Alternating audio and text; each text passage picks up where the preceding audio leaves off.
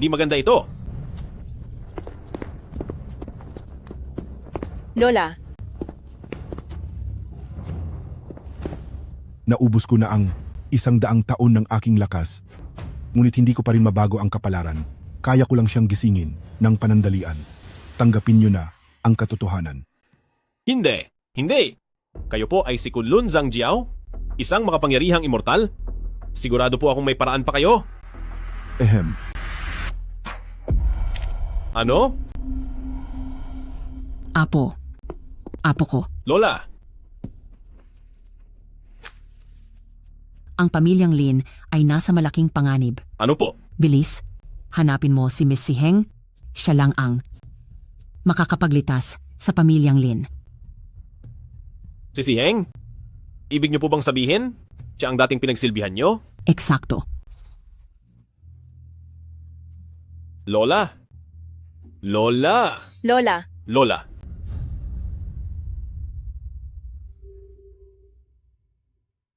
sabi noon ni Lola, parang siyang isang Diyos, na kayang humawak sa buhay at kamatayan, alam ang bawat sanhi at bunga, tagatupad ng batas ng langit, nabubuhay kasabay ng mundo, at iginagalang ng lahat.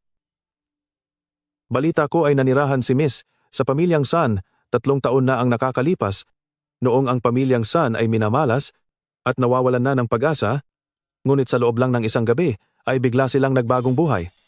At nang simulang igalang ng pamilyang San si Missy, ay sa loob lamang ng 1 taon, ang pamilyang San ay naging pinakamayaman sa Rongcheng.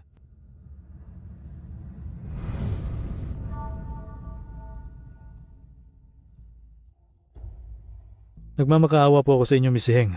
Para sa buong angkan ng pamilyang San, pakibago po ang aming malupit na kapalaran. Ang mga anak ng pamilyang San ay nalinlang. Kahit nahukay ang Dragon Eye Stone, ay naputol naman ang swerte ng lupa. Ngayon narito na ang parusa ng langit. Maawa po kayo, Miss Heng. Tulungan niyo ang pamilyang San.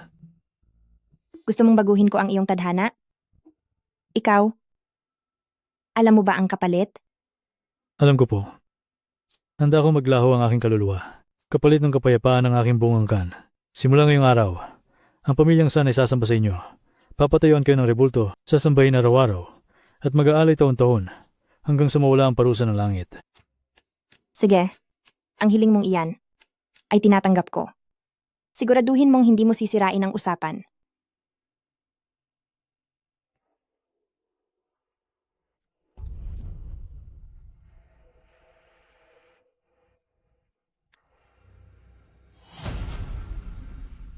Sa paggamit ng Dragon Eye, babaguhin ang mundo. Sa utos ng langit, bubuuin kong muli ang lahat. Ako si Heng.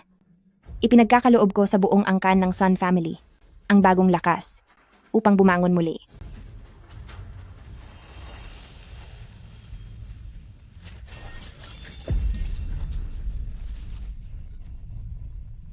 Nagbalik nga ba talagang buhay? Salamat. Salamat, Miss Heng, sa pagligtas sa pamilyang Sun. Ang Dragon Eye Stone, kapag naisuot na, ay hindi na maaaring alisin hanggang sa mawala ang mga kasalanan at mapawi ang sumpa. Ang katawan ng tao ay hindi kayang pasanin ang bigat ng tadhana. Kayong lahat ay makakalimutan ang lahat ng nangyari ngayong araw.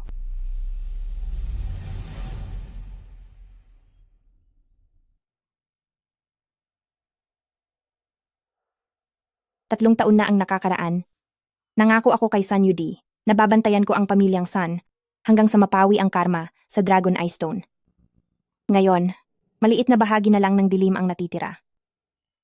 1 araw na lang at maaari na akong umalis.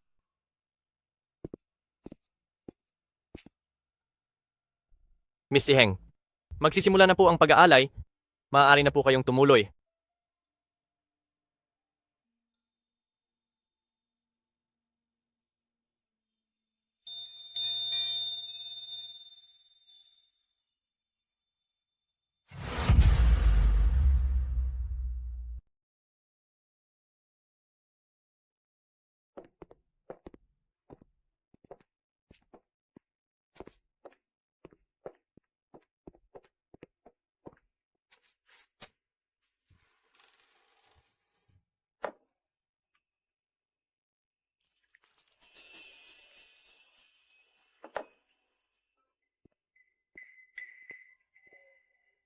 Magsimula na ang seremonya.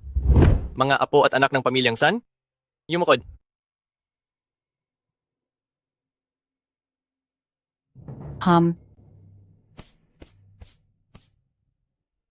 Lahat tayo ay nakaluhod na nagbibigay galang, pero siya, nakaupo lang na tila ba normal lang iyon? Hindi ba siya natatakot na mapaikli ang buhay niya? Auntie, hindi niyo po ba nakita?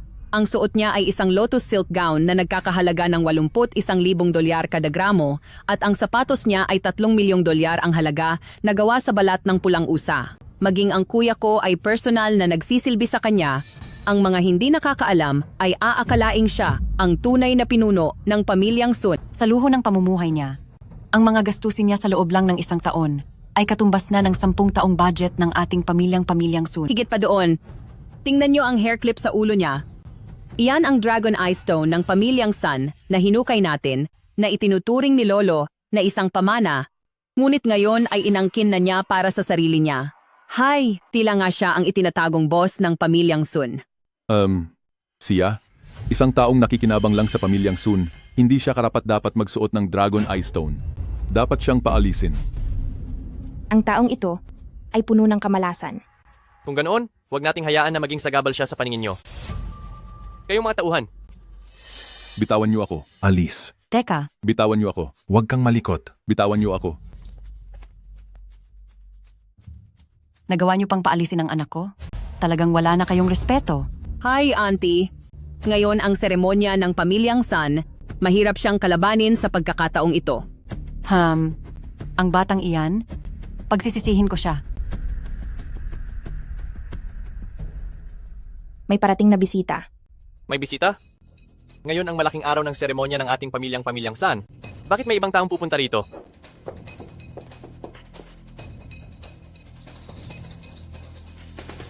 Ano? Parating nga sinalungsod ng Shen at pamilyang Lin. Ziyuan, totoo ba na si pamilyang Lin ay bibisita sa pamilyang San natin? Opo ma, biglaan ang balita. Kakalam ko lang din po. Ang lungsod ng Shen na pamilyang Lin, isa iyan sa mga pamilyang may mahabang kasaysayan, hindi lang napakayaman, kundi sa mundo ng politika, ay tinitingala sila ng husto. Ang pamilyang San nitong mga nakaraang taon ay nasa rurok na ng tagumpay at ngayong kakampi na ang pamilyang Lin. Siguradong mas lalong lalakas ang kapangyarihan nila, di ba? Ipamahagi niyo agad, itigil ang ritual at ihanda ang pagtanggap sa pamilyang Lin. Ma, ang ritual na ito ay binuong patakaran pa ng papa noong nabubuhay pa siya. Paano natin ito basta-basta ititigil? Naku, ang ritual ay pwedeng gawin taon-taon. Pero kapag nalampasan natin ang pamilyang Lin, wala na tayong makukuhang pagkakataon ulit. Bilisan niyo na. Nakababatang kapatid na babae, tulungan mo akong asikasuhin si Miss Siheng. Kukumbinsihin ko si Mama, hindi dapat matigil ang ritual. At bakit ko naman siya pagsisilbihan? Ako ang eldest miss ng pamilyang Sun. Hi. Ziyuan? Sige na, pumunta ka na doon. Kami na ang bahala. Kay Miss Siheng. Sige. Huwag kang mag-alala. May paraan ako para mapaalis siya sa pamilyang Sun.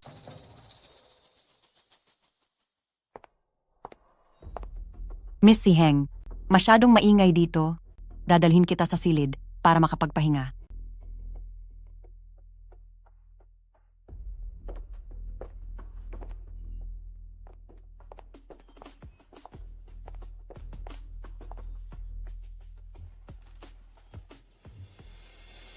Miss Siheng, may darating na mahalagang panauhin ngayon. Ang suklay na ito sa buhok mo ay mukhang hindi na babagay. Papalitan ko ito para sa inyo. Ang simbolo ng pamilyang Lin ay isang phoenix. Itong phoenix sa palamuti mo ay tinamaan ng palaso sa puso kapag nakita ito ng mga taga-pamilyang Lin. Siguradong ang Siheng ay parurusahan ng husto dahil sa pagbabastos sa pamilyang Lin.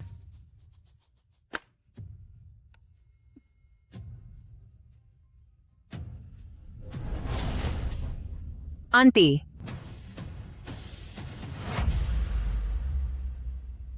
Auntie, okay ka lang ba? Bakit ka natumba? Ang ngipin mo. Ang ngipin ko. Ang malanding babaeng iyon, anong klaseng panlilinlang ang ginamit niya? Auntie, sabi ni Papa, Hindi pangkaraniwang tao si Binibining. Si Heng posible kayang. Bakit ka nag-overact? Minalas lang talaga ako ngayong araw. Auntie, mas mabuti pang asikasuhin mo muna ang mga sugat mo.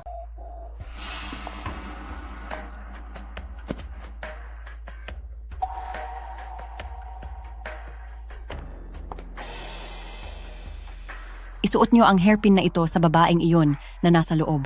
Opo, madam.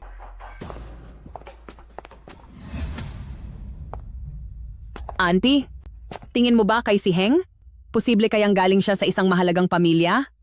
Imposible. Ang lahat ng nangyari ngayong araw ay isa lamang pagkakataon. Madam, nasunod na po ang inyong utos. Napalitan na po ang hairpin ni Binibining si Heng. Hump, si Heng, tapos ka na. Naglakas loob kang isuot ang hairpin na may sumpa kay pamilyang Lin at nagpakitang gilas ka pa sa lahat. Walang sinuman ang makapagliligtas sa iyo. Kanselado na ang sakripisyo. Hindi ko mapilit si nanay. Nasaan si Miss Si Heng? Hindi ba't sinabi ko na sundan mo siya? Narito na si Miss Si Heng.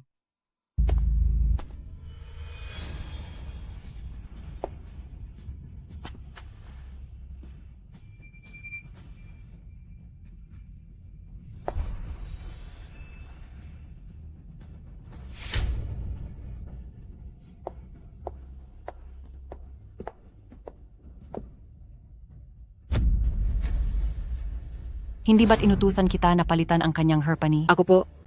Pinalitan ko po talaga iyon.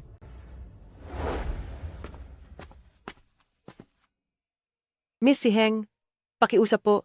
Huwag niyo po akong pahirapan.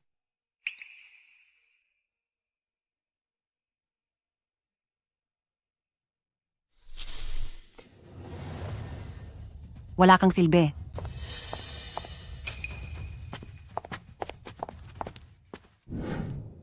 Miss Si Heng, paumanhin po.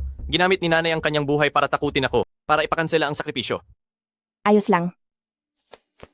Dumating na ang batang Panginoon na si Pamilyang Lin dala ang mga bihirang kayamanan.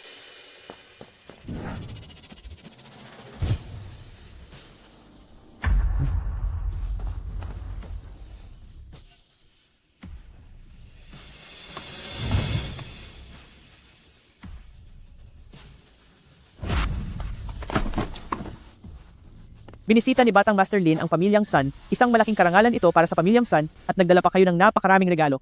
Naku, napakaswerte talaga namin. Ginang Sun, nagkakamali po kayo. Ang mga regalong ito ay para kay Miss Si Heng.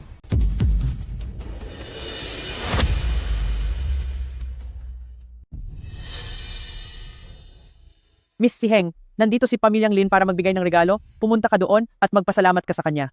Hindi ko tatanggapin ang regalo. Tama ba ang narinig ko? Hindi lang siya hindi nagpasalamat, tinanggihan pa niya ang regalo ni Pamilyang Lin. Personal na nagbigay ng regalo si Pamilyang Lin, isang bagay na hindi man lang mapangarap ng iba. Itong si Missy, napakayabang talaga. Ano bang nangyayari sa kanya? Gusto ba niyang mapahiya ang pamilyang Sun sa harap ng maraming tao? Hepag, ilang taon na siyang umaasa sa pamilya natin. Bukod sa pagiging palamunin, binastos pa niya si Pamilyang Lin sa pagkakataong ito. Huwag kang magpadala sa kanya. Opo ma, bihirang mangyari na personal na magbigay ng regalo si Young Master Lin. Ito ay isang bagay na ipinagdarasal ng marami.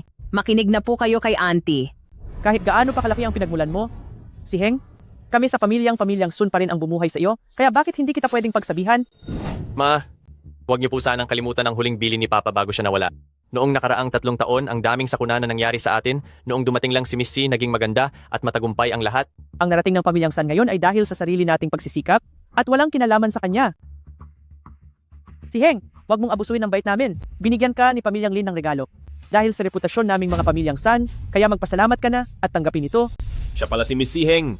Kamukhang kamukha niya ang nasa larawan at mukhang napakabata pa niya.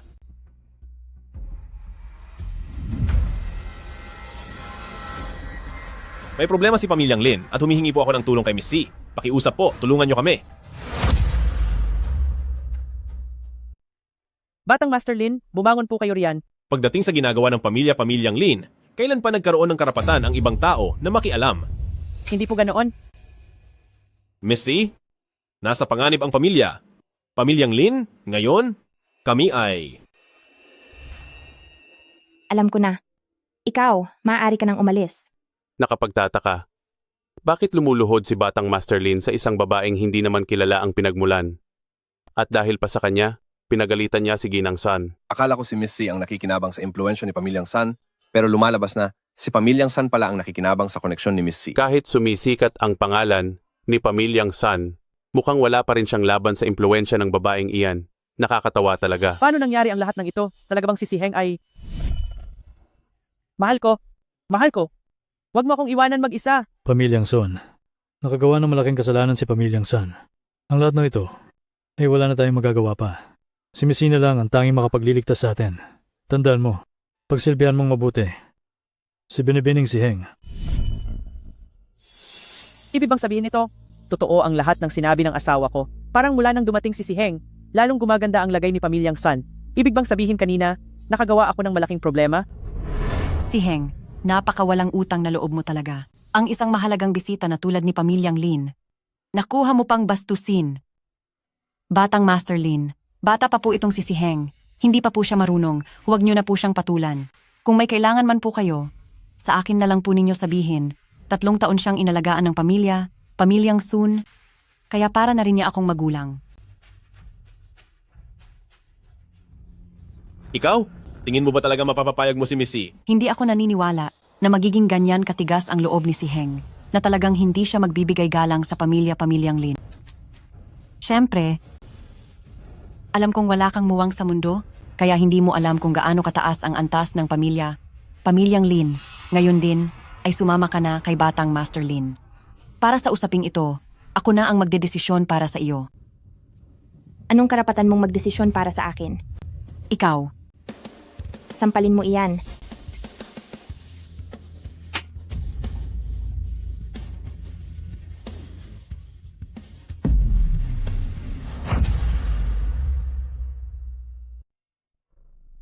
Sinampal mo talaga ako. Patawad po, Auntie. Hindi ko po sinasadya. Hindi ko alam kung anong nangyari. Ang pamangkin niyang iyan ay talagang sinampal si Auntie sa publiko. Napaka-interesante nito. Napakapahiya sa harap ng ganitong mahalagang okasyon. Nakakahiya talaga. Ikaw na babaeng ahas ka. Anong panloloko na naman ang ginawa mo? Bakit hindi niyo pabilisan at turuan siya ng leksyon? Wala siyang disiplina. Wala siyang respeto sa nakatatanda kahit paaso lang siya sa bahay ng may-ari. Auntie, tumigil ka na sa pagsasalita. Sabi ni tatay, si Miss C ay ang ating tagapagligtas. Kung wala siya, ang ating pamilya ay matagal na sanang nawala. Hindi ako naniniwala riyan. Noong krisis ng Pamilyang San, 3 taon na ang nakararaan. Iyon ay dahil pinoprotektahan tayo ng langit. Kinaya natin iyon ng mag-isa. Anong kinalaman niya roon? Miss C, nakikiusap ako sa inyo. Iligtas niyo ang Lola Sungko. Kung handa po kayong tumulong, ako na si Pamilyang Lin ay handang sundin ang lahat ng inyong kondisyon at maglilingkod kami sa inyo habang buhay. Kung papayag tayo kay Pamilyang Lin, kapag may tulong na ni Pamilyang Lin sa hinaharap, kahit pa magkaroon tayo ng problema kay si Heng, ayos lang iyon. Miss C, ang tungkol sa nangyari kanina ay kasalanan ko. Humihingi ako ng tawad sa iyo. Isipin mo na lang na walang nangyari. Batang Master Lin. Sa bagay na ito, ako na ang magdedesisyon para kay si Heng. Totoo ba ang sinasabi mo? Siyempre naman. Si Miss C ay nakatira pa rin naman sa bahay namin. Ang maliit na bagay na ito ay kaya kong desisyonan. Sino ka ba sa akala mo? Para magdesisyon para sa akin?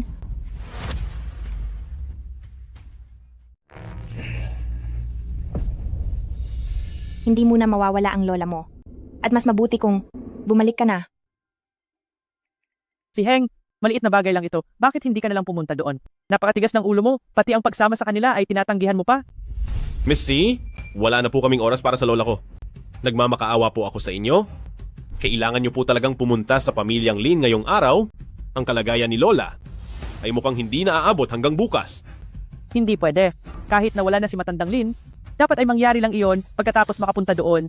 Ni si Heng, kailangan ko ang pabor na ito. Naririnig mo ba ako? Nasalalay rito ang buhay ng tao. Pumunta ka agad sa Pamilyang Lin.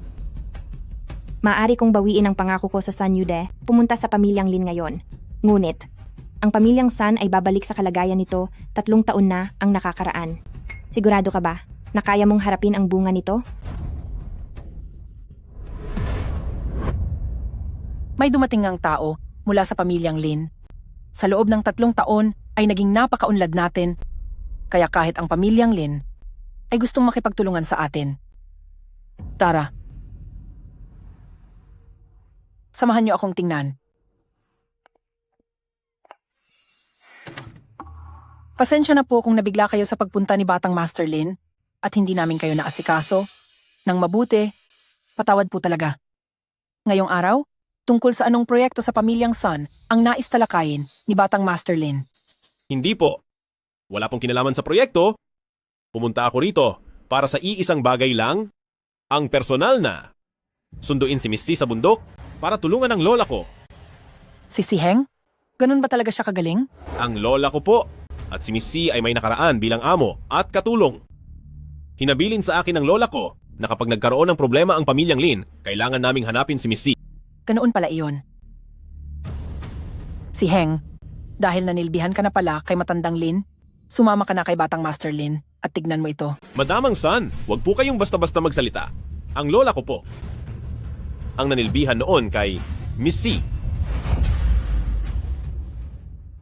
Ang batang babaeng ito, mga 18 o 19 na taon pa lang. Madam Lin, paano nyo nasabing pinagsilbihan siya nito? Isa lang siyang bata na umaasa sa pamilya-pamilyang Sun. Batang Master Lin, mapagbiro ka talaga. Si Heng, ang aming yamang mana mula sa pamilyang Sun. Bakit nasa ulo mo iyan? Paano mo nilinlang ang anak ko para lang makuha mo ang yamang iyon? Lola po, hindi lang po Miss C ang nagsuot ng yamang mana natin, kundi nakatira pa siya sa bahay natin ng 3 taon ng libre. At nagagawa pa ni Kuya na magpaalipin sa kanya ng bukal sa loob. Kay tuso talagang batang ito. Pati ang ama mo at ang kuya mo, nagawa mong paikot-ikutin. Itong batong long yan ay ang dakilang mana ng mga pamilyang Sun. Tanggalin mo na yan agad para sa pamilyang Lin. Naririnig mo ba ako? Sinasabi ko sa iyong alisin ang Agos. At sumama kay Batang Master Lin sa Lin Mansion. Maari kong alisin ang Agos na ito at umalis. Ngunit, kaya mo bang harapin ang magiging resulta nito? Ha. Saan nanggagaling ang lakas ng loob mo? Na magsalita ng ganyan para pagsabihan ako tungkol sa magiging resulta? 90 taon na akong nabubuhay. Marami na akong pinagdaanan sa buhay. Kahit isang Agos lang, hindi ko ba magagawang alisin? 3 taon na ang nakararaan. Dapat ay tapos na ang oras mo. Si San Yudi ang nag-isang nagdusa sa sumpa, kapalit ng pagkakataong mabuhay ka pa. Ang buhay na ito ay hindi na dapat umabot hanggang ngayon. Kapag naalis ang Agos na iyan, darating agad ang parusa ng langit. Ma, huwag kang makinig sa mga kalokohan niya. Sa tingin ko ay gusto mo lang ang kayamanan ng pamilyang Sun, kaya ka gumagawa ng nakakatawang dahilan na, yan. Kinuha mo ang aming kayamanan, kaya dapat lang na ibalik mo ito sa amin. Tama. Ang Agos na ito ay kukunin ko na ngayon. Lola, huwag po ninyong kalimutan. Ang huling habili ni Papa bago siya mawala. Huwag na huwag pagagalitin si Miss C, kahit ano pa ang hingin niya, ay dapat ibigay ng pamilyang Sun ng walang kondisyon. Ang papa mo noon ay hindi na nakakapag-isip ng maayos. Isa lang siyang hamak na babae na pumunta rito sa pamilyang Sun. At inagaw ang hindi sa kanya, dapat ba talaga natin siyang ituring na parang kung sino? Hindi ako naniniwala ngayon na kung huhubarin ko ang Agos na ito, may masamang mangyayari. Kapag tinanggal ang Agos, darating ang parusa. Ang magtatanggal ay mawawala. Mawawala? Titingnan ko nga ngayon kung talagang mawawala ako. Lola, wag po. Ziyuan, hayaan mong alisin ng lola mo. Ang mga gamit ng pamilyang Sun ay hindi nararapat isuot ng katulad niya.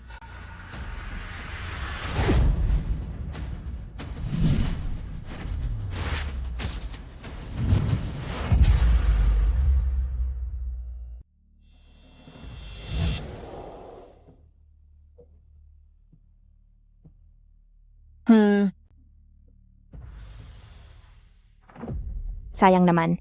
Kaunti na lang sana.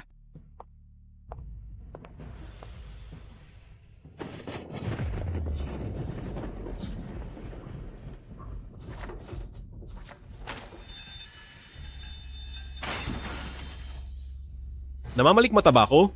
May nakita akong marka kay matandang Ginangsan, na katulad ng kay Lola. Bakit parang biglang lumamig ng ganito? Maayos naman ang karatula. Bakit ito biglang mahuhulog? Ang mga sinabi ni Miss C, posible kayang magkatotoo?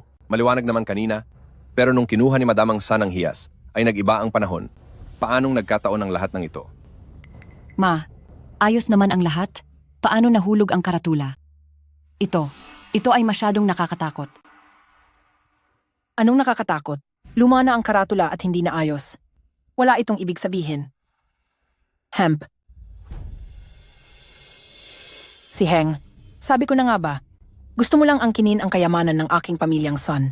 At sinasabi mo pa na may parusang darating mula kay pamilyang Sun na ang kukuha nito ay mawawala. Tingnan ninyong lahat. Kinuha ko ang batong Dragon Eye. Hindi ba't maayos pa naman ang kalagayan ko dito?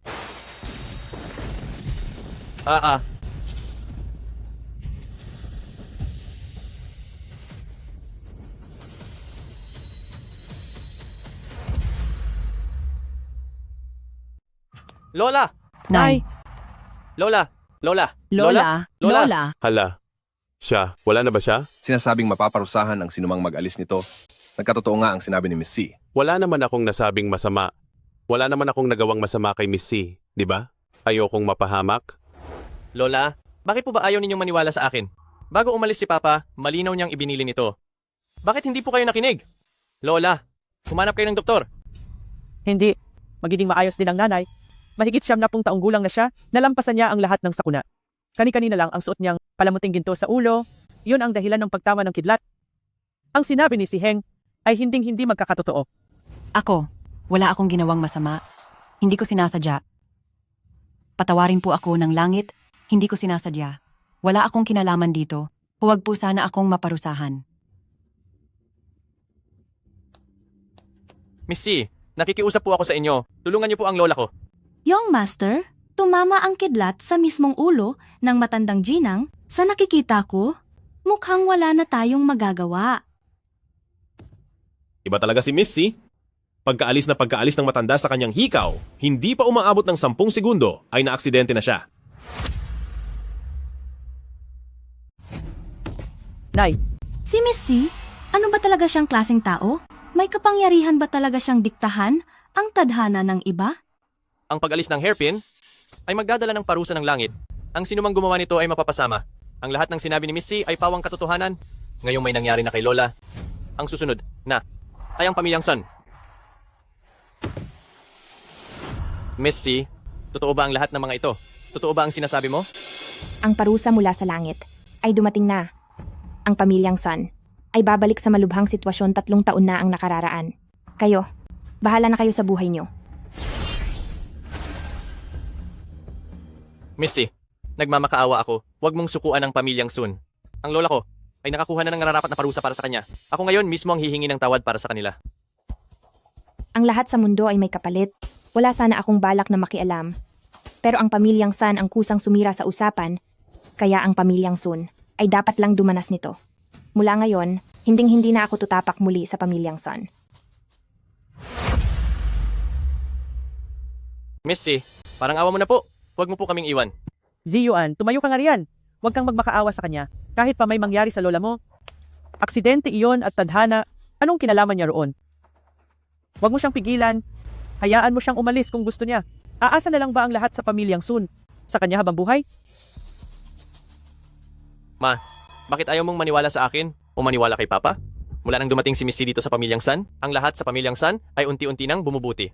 Pero ikaw, lagi mo na lang siyang pinapahirapan at hinahayaan mo pa si Lola na pahirapan din si Miss C, kaya nangyari ang lahat ng problemang ito. Tumira ang si Heng na iyan ng libre sa loob ng 3 taon at lahat ng luho ay ibinigay natin sa kanya. Nagawa na natin ang lahat para sa kanya. Pero nag-iinarte pa rin siya at gusto pa niyang magmakaawa tayo. Maraming suot na alahas si Lola at nataon lang na may kidlat. Isang malaking coincidence lang iyon at nagkataon lang na naroon si Heng. Ziyuan, bumalik ka rito. Ma, ngayong nandito na tayo sa sitwasyong ito, bakit hindi mo pa rin maintindihan? Kapag umalis si Miss C, hindi na siya babalik.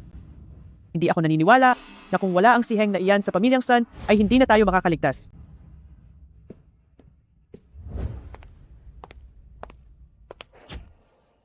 Ang ugnayan ko sa pamilyang Sun ay tapos na. Ang kapalaran ng pamilyang Sun ay wala nang kinalaman sa akin.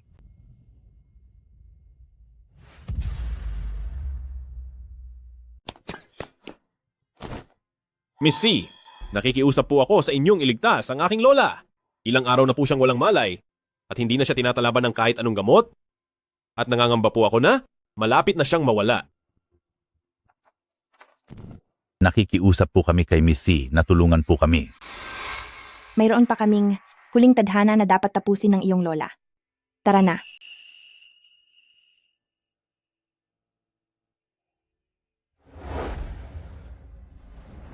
Nang makaalis si Miss C, nabalot ng itim na enerhiya si Pamilyang Sun.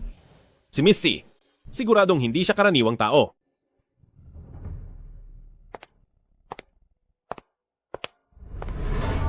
Ha?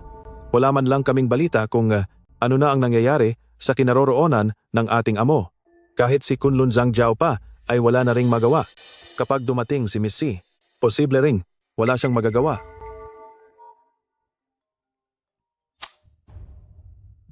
Hoy! Ano? Pumayag si Miss C na iligtas si Lola at kasalukuyan na siyang papunta rito. Mabuti. Maghahanda na ako agad.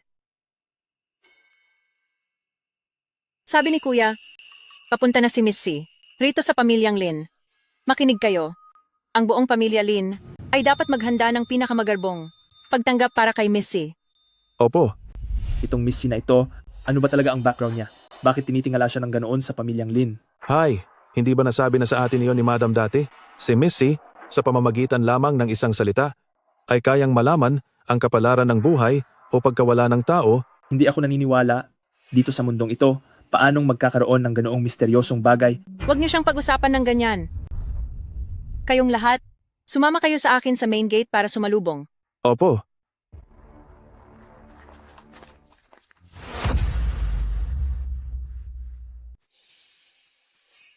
Tandaan nyo, Miss C ay may mataas na katayuan at walang sino man ang pwedeng gumawa ng kahit anong ikasasama ng loob ni Miss C.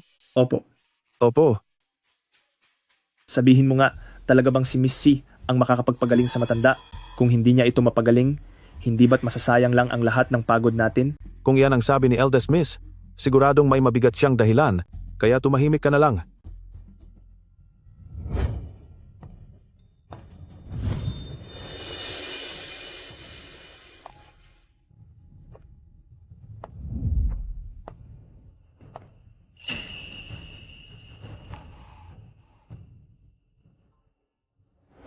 Narinig ko sa matanda na dati siyang nanilbihan kay Miss C pero ang matanda ngayon ay sobrang tanda at ulyanin na.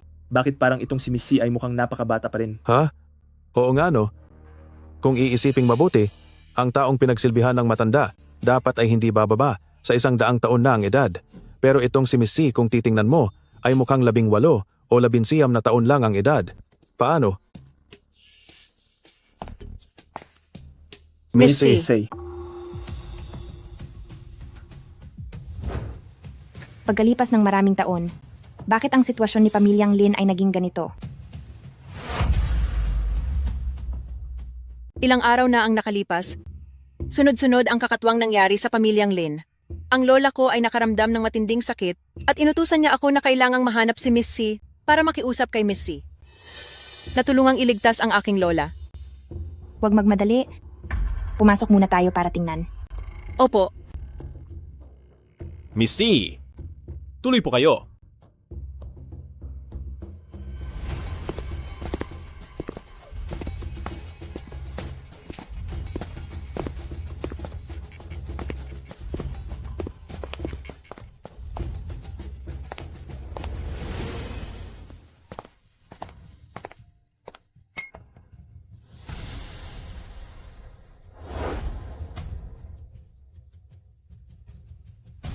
Ang larawang ito ay napaka-importante kay Lola na inaalayan niya araw-araw.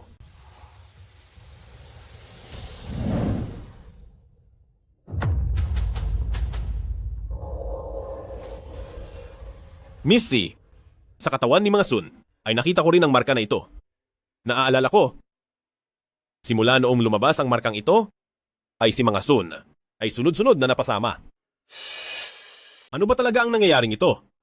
Ang pamilyang Lin ay nagalaw ng masamang espiritu. Sa ngayon, ay may kailangan akong ilang mga bagay.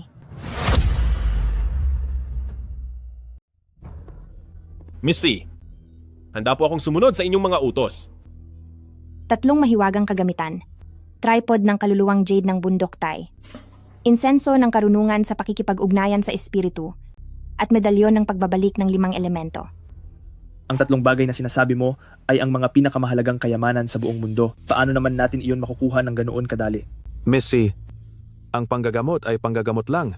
Bakit kailangang magbigay ng mahirap na hamon? Baka naman sa totoo lang ay hindi mo talaga kayang iligtas ang lola namin, kaya ka gumagawa ng mga ganyang kahilingan? Tama na yan.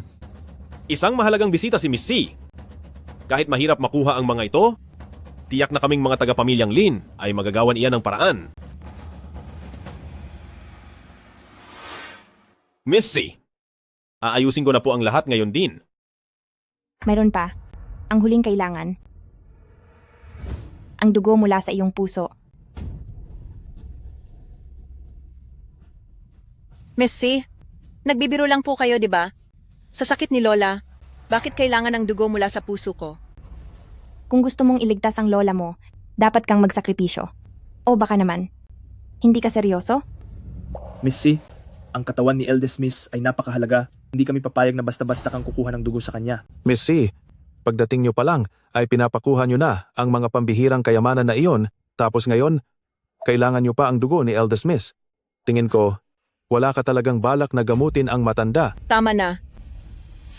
Kung iyan ang sinabi ni Miss C, siguradong may mabuting dahilan siya. Susunod ako sa gusto niya. Eldest Miss. Basta maligtas si Lola, handa akong ibigay ang lahat, kaya huwag nang magsalita ang kahit na sino. Miss C, ihahanda ko na po ang lahat agad-agad.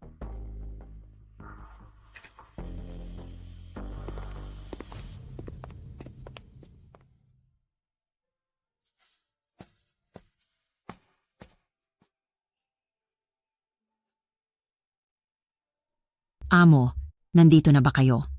Para sunduin ako.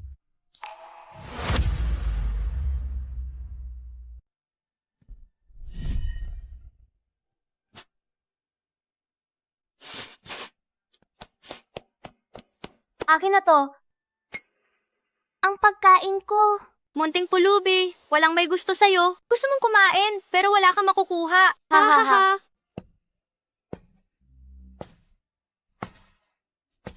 Ibalik niyo ang pagkain ko. Ang lakas ng loob mong agawan kami ng pagkain?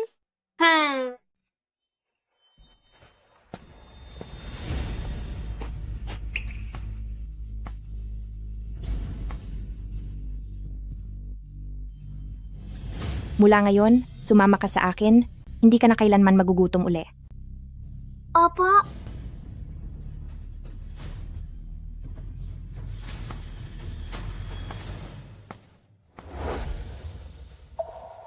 Hindi ko inasahan na ang maliit na batang iyon ay ganap nang nanghihina sa katandaan ngayon. Sa pagitan nating dalawa, mayroon pang ugnayang dapat tapusin. Ngayon, hayaan mong tulungan kita sa huling pagkakataon.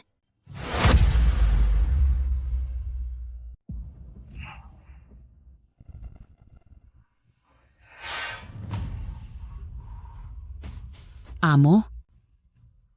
Nandito po ba kayo talaga? Hindi po ako nananaginip. Nasa loob pa rin ng katawan mo ang sumpa, kaya pansamantala ko munang aalagaan ang iyong puso upang mailigtas ka. Amo, nakaabala na naman ako sa inyo. Dali, tawagin ang lahat ng inapo ni Pamilyang Lin at magbigay-pugay kay Miss C. Opo, mahal na lola.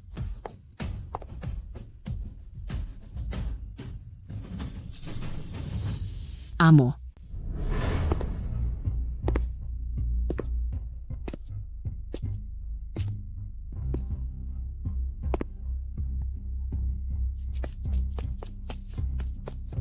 narito ang utos ng lola. Lahat ng inapo ni Pamilyang Lin pumunta agad para magbigay-pugay kay Miss Siheng. Gising na ang matanda at mukhang itong si Miss Siheng ay may tunay na kakayahan. Tama po. Napakahusay ni Eldest Miss. Alam niyang magiging epektibo ang pagpapapunta kay Siheng dito.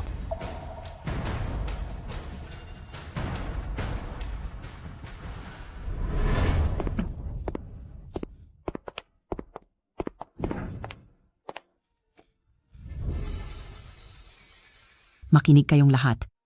Si Missy, ang aking Panginoon, at simula ngayon, rerespetuhin niyo siya ng lubusan. Lahat ng tungkol sa pamilyang Lin ay simula. Ngayon ay dedesisyonan ni Missy. Lola, huwag po kayong mag-alala. Sisiguraduhin naming maaalaga ang mabuti si Missy. Mabuti.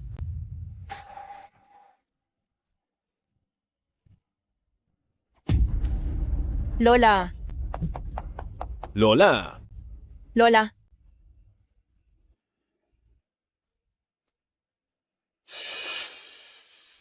anong nangyayari sa Lola? Missy, maayos lang si Lola kanina. Bakit bigla siyang nagsuka ng ganito? Mas lumala pa ang sakit ng lola kumpara kahapon. Missy, ano ba talagang ginawa mo sa matanda? Sinabi na ni Lola, ang buong pamilyang Lin ay rerespeto kay Missy. Huwag kayong mawalan ng galang. Hindi siya may sakit. Ang pamilyang Lin ay pinamumugaran ng sumpa.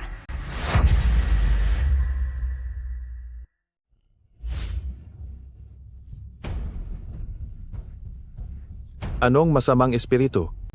Sa tingin ko, ikaw lang talaga ang nagpapanggap na may kapangyarihan. Mula nang dumating ka, mas lumala pa ang sakit ni Matandang Ginang kaysa dati, kaya huwag kang magpasa ng sisi. Tama na yan, isara nyo ang mga bibig nyo. Sunod-sunod ang malas ni Pamilyang San dahil ito sa kawalan ng respeto. Ni na mga San kay Miss Si Heng, gusto nyo rin bang hayaan si Pamilyang Lin na sumunod sa sinapit ni Pamilyang Sun? Sinasabi niyo bang ang Miss Si Heng na ito ay ganoon talaga kadelikado na sa isang salita lang ay kaya niyang pagpasyahan ang kinabukasan ng isang pamilya? Sa paningin ko, nagkataon lang ang lahat. Young Master, hindi kaya. Mas mabuting papuntahin si Kunlun Jiangjiao dito para tumingin muli. Sapat na. Nagitiwala ako kay Miss Si. Mula ngayon, lahat ay susunod kay Miss Si. Kung mayroon mang mangyaring masama, ako ang mananagot.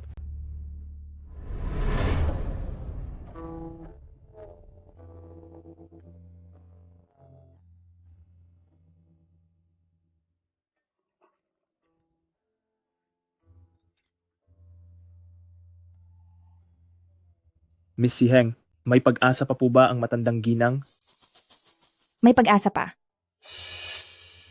Sinasabi niyo lang na may pag-asa, pero kailan niyo ba talaga gagamutin ang aming Matandang Ginang? Naghihintay ako ng tamang pagkakataon.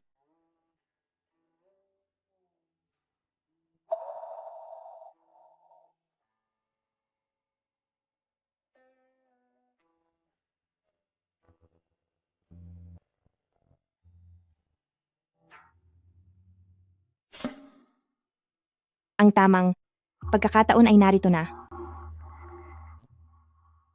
Anong ibig mong sabihin? Gabing-gabi na at hindi pa natutulog, pumunta rito para gumawa ng ritual. Hindi talaga ako naniniwala na kaya niyang iligtas ang Matandang Donya. Si Binibining Si Heng at si Eldest Miss ay nanonood sa gilid, kaya ayusin mo ang kilos mo. Lin Zuoyo, handa ka na ba? Opo. Handa na po ako.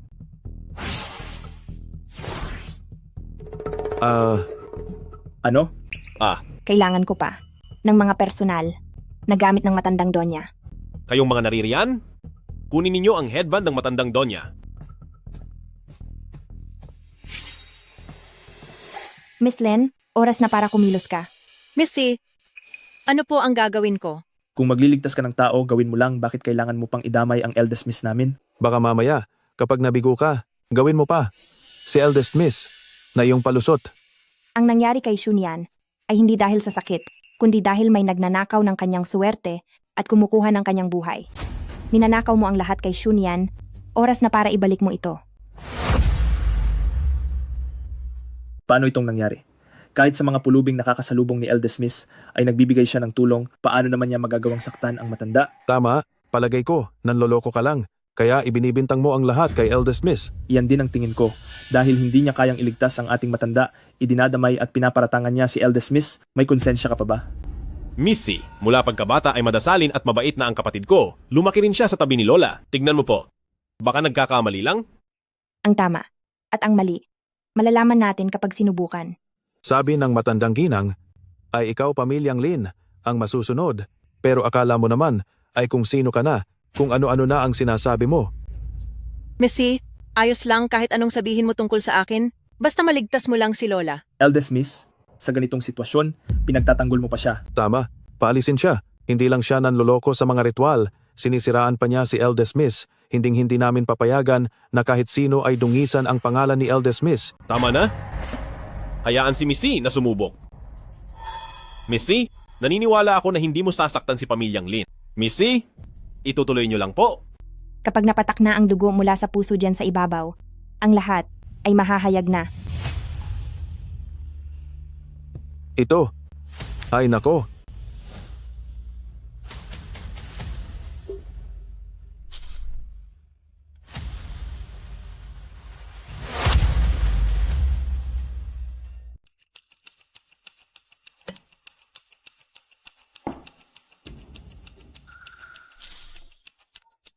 Hemp, tingnan mo, pumatak na ang mga bakas diyan, pero wala namang nangyari. Sabi ko na nga ba, nagkukunwari lang siya. Gusto mo pa bang siraan si Eldest Miss? Ngayong napahiya ka na sa sarili mong gawa, wala ka ng lusot. Sa tingin ko sa kaniya, pumunta lang siya rito sa pamilyang Lin para makapanloko lang. Ha ha ha. Missy, ang dugo ng aking kapatid ay pumatak na rin dyan, pero walang nangyaring kahit ano. Pakihanap na lang po ang totoong dahilan ng sakit. Humanap ng ibang dahilan? Paano pa siya makakahanap ng ibang dahilan? Sa tingin ko, talagang wala siyang kakayahan na pagalingin ang ating matanda. Tama. Tingin ko ay nagpapanggap lang siya. Sabi ko, huwag kayong mawala ng galang kay Missy. Missy Heng, sabi mo ay malalaman natin kapag sinubukan? Pero ngayon, parang wala namang nangyayari.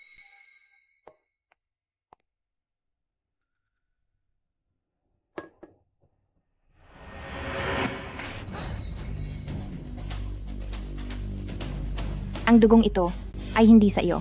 Anong klaseng biro ito? Nakita ko mismo nang pumatak ang dugo ni Eldest Miss ang pumatak diyan. Huwag kang manirang puri. Hanggang ngayon, ay matigas pa rin ang ulo mo. Aminin mo na lang kung hindi mo kaya. Kung hindi, kung ipagpapatuloy mo pa itong palabas na ito, baka may mga taong mapahiya na talaga. Missy Heng, malubha na ang kalagayan ng lola ko. Wala na akong oras para makipaglaro sa inyo. Kung wala talagang magagawa si Missy, ngayong gabi, itigil na natin ito.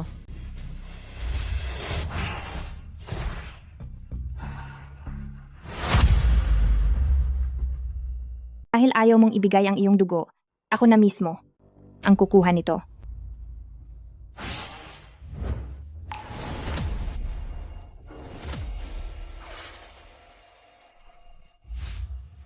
Tumigil ka. Huwag mong sasaktan ang aming Eldest Miss. Si Eldest Miss ay palaging mabait at may respeto sa iyo. Si Heng, sobra na ang ginagawa mo. Young Master, nakikita po ba ninyo? Ang buong pamilyang Lin ay magalang at mabuti sa kanya, pero nakuha pa niyang saktan si Eldest Miss. Walang dahilan si Missy na sirain ang ating pamilyang Lin. Siguradong may maling pagkakaunawaan lang dito. Anong oras na? Pinoprotektahan niyo pa rin po siya. Sabi ni Lola, kailangang sundin ang lahat ng utos ni Missy. Naniniwala ako sa naging desisyon ni Lola. Kahit langgam ay hindi kayang tapakan o patayin ni Eldest Miss, paano niya magagawang saktan ng lola? Tama. Kinuha ni si Heng ang dugo ni Senyorita pero wala namang nagbago sa bandana sa noo. Halatang nagsisinungaling lang siya. Eldest Miss, ayos ka lang ba? Huwag kang mag-alala, hindi kami maniniwala sa kanya. Eldest Miss, magpakatatag ka, dadalhin ka na namin agad sa ospital. Ito, siya pa ba ang inyong Eldest Miss? Ito, pa rin ba ang inyong Eldest Miss? Anong nangyayari dito?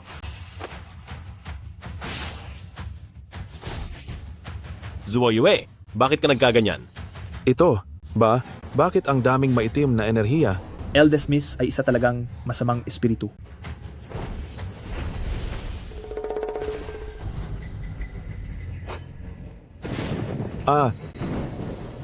Huwag kayong maniwala sa kanya. Gumagamit siya ng mga masasamang ritual para lokohin ang lahat. Hindi ko sinaktan si Lola. Ginagawa ko ang lahat para kay pamilyang Lin. Ako ang pinakamasunurin. Gising na po ang matandang ginang.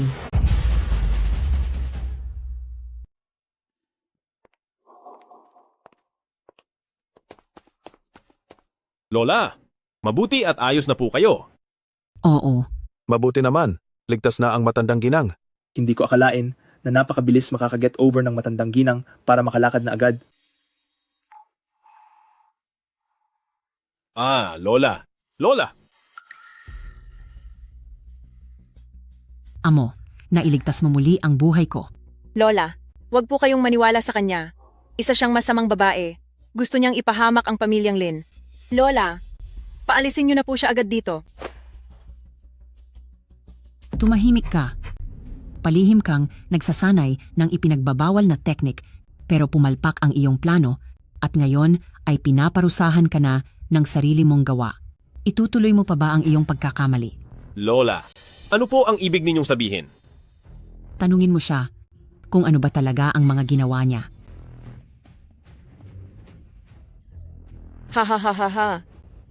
Ako ang may mali. Ginawa ko ang lahat ng ito para sa pamilyang Lin. Kung hindi dahil sa iyo at sa pagmamatigas mong itago ang swerte ng Diyosa, at hanggang sa huling sandali ay ayaw mo itong ibigay, hindi ako aabot sa ganito. Taglay ni Heshinia ng swerte ng Diyosa. Kapag nakuha natin ang kanyang swerte, ang pamilyang Lin ay siguradong mananatiling matatag at masagana.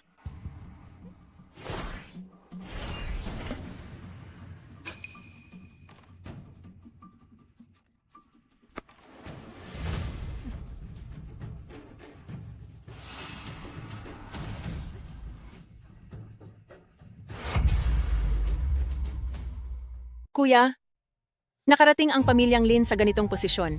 Dahil lahat ito sa swerte ng banal na babae na nasa kay Lola. Pero ayaw niya itong ipasa kahit kanino, ilang taon na lang ba ang itatagal niya? Ibig bang sabihin, ay panonoorin na lang natin na bumagsak ang pamilyang Lin? Wala na talaga akong magagawa, kailangan kong kunin ang swerte niya.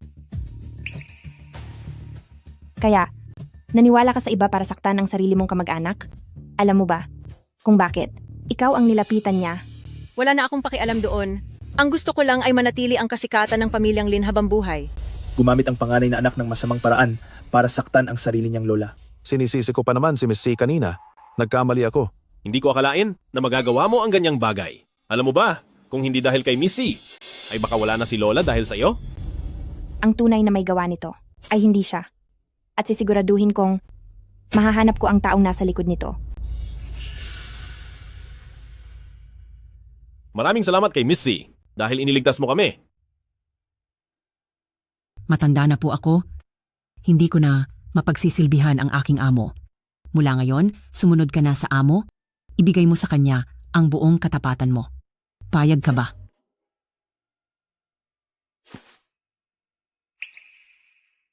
Lolo, hindi ko po kayo bibiguin. Sige. Para naman sa iyo, manatili ka sa silong habang buhay kung kailan ka na magbago, saka ka lang makakalabas. Hindi ito patas. Bakit ikaw lang ang pwedeng magkaroon ng swerte ng banal na babae, habang ako ay hindi?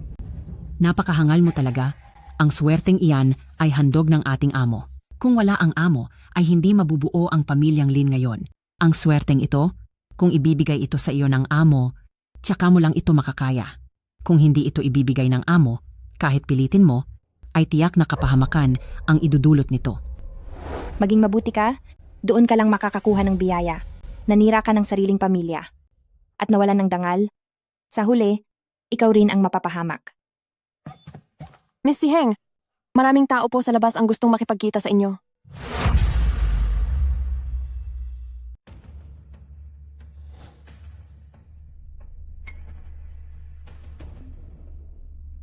Iyan ay ang pinuno ng pamilyang pamilyahan? At pati sina Pamilya Gu, Pamilya Pei, ang mga tao mula sa tatlong malalaking pamilya ng kapital. Bakit sila nakaluhod sa pamilyang Lin? Posible kayang. Nandito silang lahat para magmakaawa kay Miss C? Nabalitaan ko na ang pamilyang Sun. Ay binastos si Miss C, kaya sa loob lang ng isang gabi ay nawala ang lahat sa kanila. Kayong mga tao, hindi naman siguro kayo nandito para pakiusapan si Miss C na bumalik, di ba? Ang lahat ng ito ay kasalanan ng pamilyang Sun handa kaming. Ibigay ang lahat para makabawi. Si Missy ay hindi nalilingon pa sa nakaraan. Kayong lahat, wala na kayong pagkakataon. Tama. Kung mapapabalik ko si Missy, ituturing ko talaga siyang isang reyna. Jiwan, anong gagawin natin? Paano natin magagawang talunin ang tatlong malalaking pamilya? Ma, kailangan nating aminin na nagkamali tayo. Hindi natin hiling na bumalik si Miss C. Ang gusto lang natin ay mapatawad niya tayo. Bastos kang bata ka. Lumuhod ka na bilis. Kapag lumitaw na si Miss C, ayusin mo ang pakikitungo mo. Siguraduhin mong kukunin ka niya bilang katulong. Lolo, kung gusto mong lumuhod, ikaw na lang. Hindi ako luluhod. Hay. Nababaliw na ba kayong lahat? Bakit niyo ba pinag-aagawan na magmakaawa sa isang matandang babae? Nako, hindi ko maintindihan kung ano ang iniisip ng lolo ko. Gusto pa niya akong pagsilbihin sa isang matandang malapit nang mawala sa mundo. Ang lolo ko rin? Mukhang nalilito na rin siya sa katandaan. Mas gusto ko pang maparusahan kaysa maging katulong ng matandang iyon. Nagkakamali kayo. Si Missy ay hindi lang basta matanda. Sus, hindi ako naniniwala. Ang mga pinagsilbihan ng matanda sa pamilyang Lin, kung hindi 70 hanggang 80 taong gulang, siguradong higit 100 taon na. Tingnan ko nga kung ano ang ginawa ng matandang babaeng ito para maloko ang lolo ko.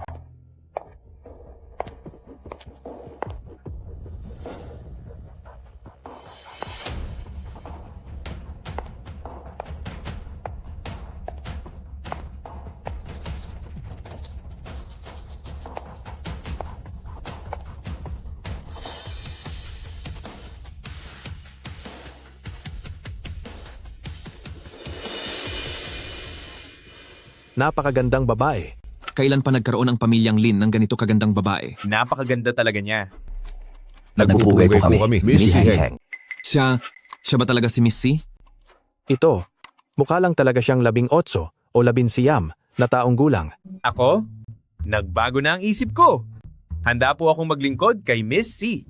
Miss C, nabalitaan kong umalis ka na sa pamilyang San, kaya dinala ko agad ang apo ko rito. Sana ay hindi mo siya tanggihan at hayaan ang batang ito na magsilbi sa tabi mo. Pati rin ang apo ko. Sana ay tanggapin siya ni Miss C. Miss C, mas bata ang apo ko at malakas ang katawan. Miss C, handa po akong magsilbi sa inyo? Ako na lang po ang piliin nyo.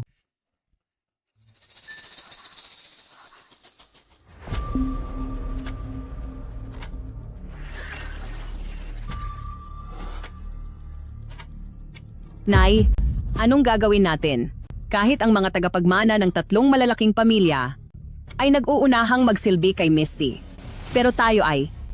Nay, nakikita mo ba? Ang makapagsilbi kay Miss C ay isang napakalaking karangalan at swerte para sa atin. Ngunit hindi natin ito pinahalagahan. Miss C, alam na po namin ang aming pagkakamali. Ang pamilyang San ngayon ay bagsak na at nanganganib ng mawala. Nakikiusap po kami kay Miss C, iligtas niyo po ang pamilyang San.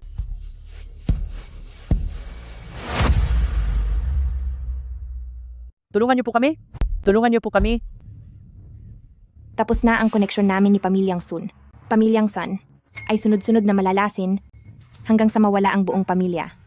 Kayo, umalis na kayo. Mawawala ang pamilya. Miss C, alam na po, ng nanay ko ang pagkakamali niya. Nakikiusap po ako sa Miss C. Bigyan niyo pa ng isa pang pagkakataon ng pamilyang San. Dahil naging tapat ka sa paglilingkod sa akin.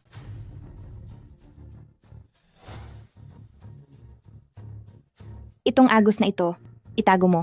Ipagdasal mo gabi at araw nang manatili kang buhay. Habang ang pamilya mo ay wala na.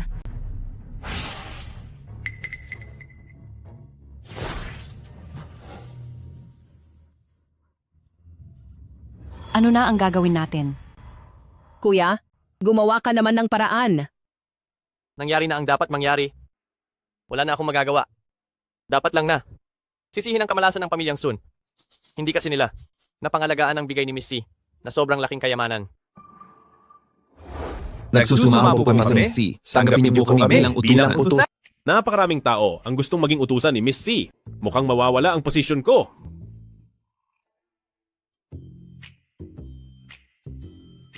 Wala na akong balak tumanggap ng utusan. Kayo, magsiuwi na kayo. Bumalik na kayo. Buti naman. Ako pa rin ang pangunahing utusan. Naku po, ito ay sayang na sayang. Ay naku, ang gustong magsilbi kay Miss C. Hindi pa tayo sapat para doon.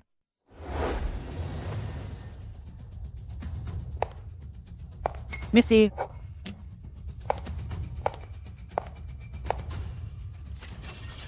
Naku naman, ito na nga. Tingnan ninyo, ano ba ito? Hala, 3 spirit beads. Ang titiyak sa inyong 3 pamilya nang walang hanggang kasaganaan.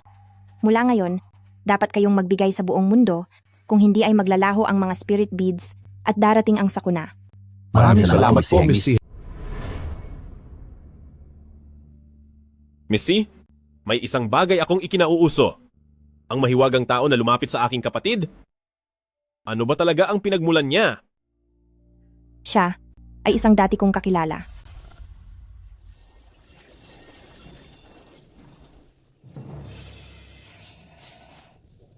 Ito ay... Miss C, ano po ito? Nabanggit na ba ng iyong lola sa iyo ang tungkol kay Chang Yue? Chang Yue? Nabanggit na nga po ni Lola na iyon ay ang puta sumama sa inyo ng mahigit 1,000 taon, isang medalyon na may kakayahang baguhin ang tadhana at paikutin ang mundo. Maraming taon na ang nakalilipas. Muli akong bumalik sa mundo ng mga tao. Nang ako ay paalis na, iniwan ko si Kang Yue sa dati kong kakilala para bantayan ang mga demonyo sa Guanyin Mirror. Ang dating kakilala po ba na sinasabi ninyo ay ang kaparehong tao na tinukoy ninyo kanina? 60 taon na ang nakararaan, nawala si Kang Yue, at hindi na alam kung nasaan na ito. Ngayon, hinahanap niya ako. Dahil dati niyo po siyang kakilala, bakit kaya niya inutusan si Zuo Yue na saktan si pamilyang Lin? Iyan, ang dapat nating itanong sa kanya. Sa loob ng 60 taon, kung walang problema kay Chang Yue, hindi niya ako tatawagin. Pupunta ako sa Haicheng upang hanapin si Kang Yue. Miss, kailan niyo po balak umalis? Ngayon na.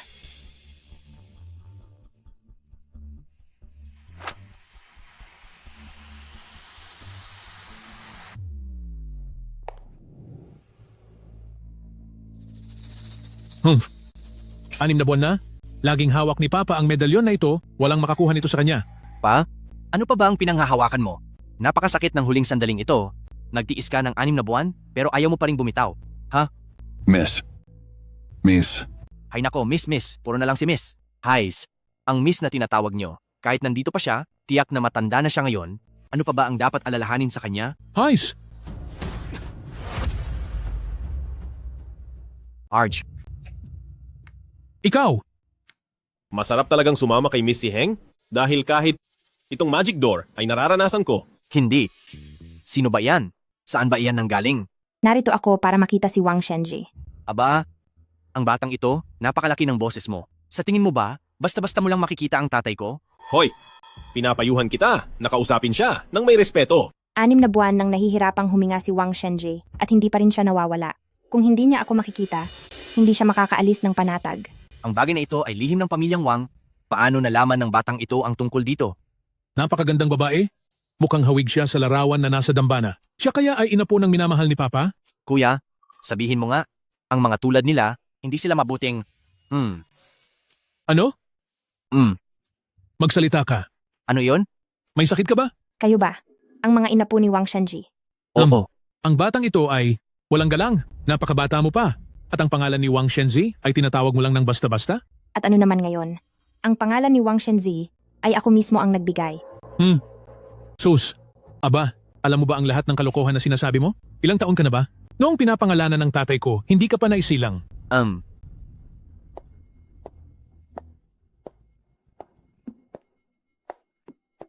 Nagbibigay-pugay po kay Miss. Ha? Miss. Aba, Ang itim na marka? Mayroon din sila nito. Miss Si Heng, ang markang ito, 3 beses na nating nakita. Itong pendante na ito. ang pendanteng ito ay simbolo ng pinuno ng pamilyang Wang. Ang pangalan niyan ay Chang Yue. Ikaw, paano mo nalaman na Kang Yue ang pangalan ng pendante? Mula noong isilang ako, ang Kang Yue ay nasa aming pamilyang Wang. Ito ay sumasagisag sa kapangyarihan at pamana. Ang Kang Yue ko. Kailan pa naging sa pamilyang Wang bilang kapangyarihan at pamana nyo? Napakayabang mo talaga. Ang medalyon na ito ay nasa pamilyang Wang ko na ng mahigit 60 taon. Ilang taon ka pa lang ba? 6 na buwan nang nahihirapan si Wang Shenji sa kanyang huling hininga. Oras na para matahimik na ang kalooban niya.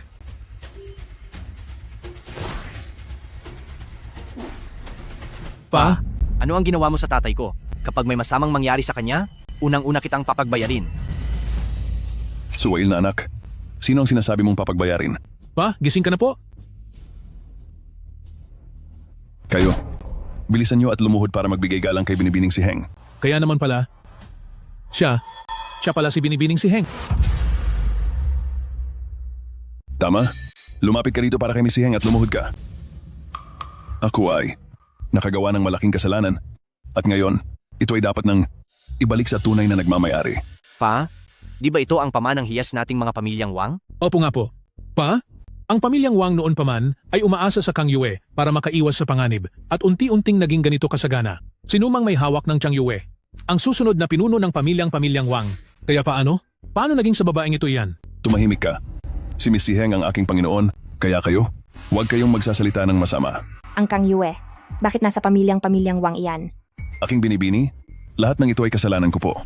Yue, wala itong silbi mong kuya. Hindi kita nailigtas. Ikaw?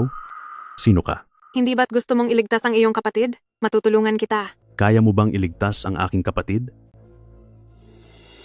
Ang bagay na ito ay tinatawag na Kang Yue, kaya nitong bumuhay ng tao at magpanumbalik ng katawan upang baguhin ang tadhana ng kapatid mo.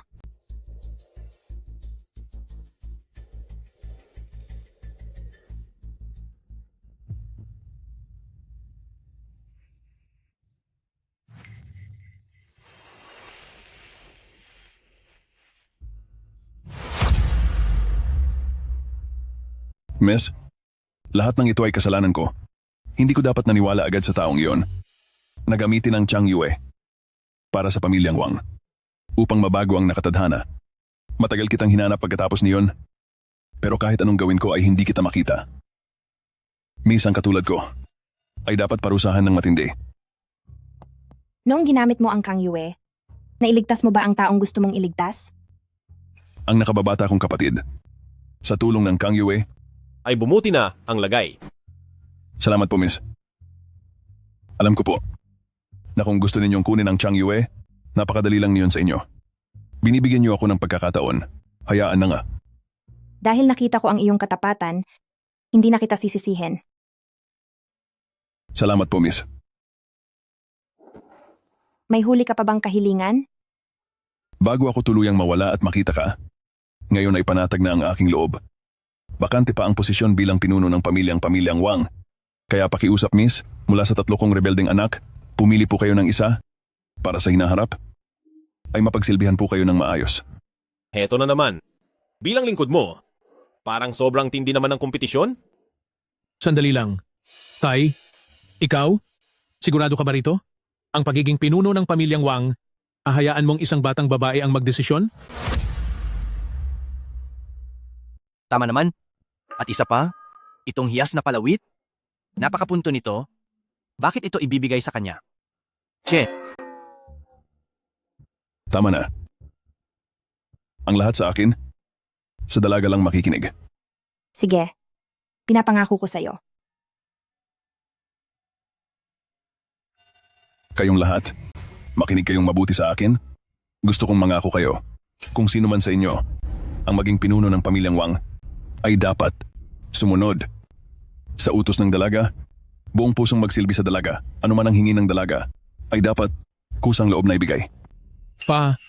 Paano kung ang buong pamilyang Wang ang hingin niya? Hamp?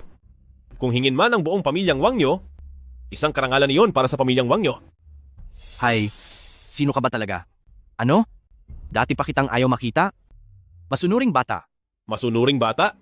Kahit na maging isa kang tunay na aso sa Miss C, ay hindi ka karapat-dapat. Sige na, tama na. Ha. Ano naman ngayon sa pamilyang Wang? Kung wala ang dalaga, mayroon bang pamilyang Wang ngayon? Kahit parusahan man kayo, ay dapat ninyong tanggapin. Ako, sasabihin ko sa inyo, gusto kong mangako kayo. Kung hindi, itong pamilyang Wang ay mas mabuti pang ipamigay ko kaysa ipamana sa inyo. Sige po, nangangako kami. Sino man ang maging pinuno, ay kikilalanin ng dalaga bilang pinakataas. Tapos na ang tadhana, lahat ng ugnayan ay wala na. Dahil wala nang nagbubuklod, ito ang patutunguhan ng kalangitan. Sumunod ka sa nilalaman ng iyong puso. Lumayo ka na.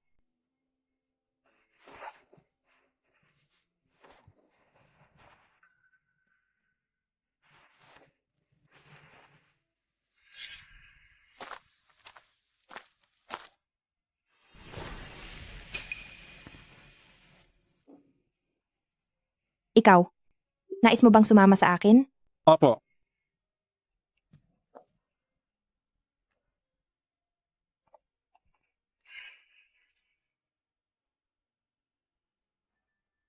Maganda ang pagkakasulat nito.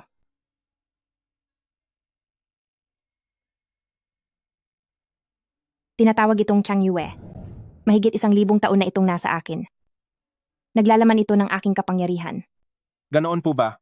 Sa pagmamayari nito, makukuha mo ang lakas ng isang diyosa at mababago ang iyong kapalaran. Ah, Tay? Ito ay. Tay! Papa. Papa. Ang tatay po ba ay parang lumalakas bago tuluyang mawala? Oo.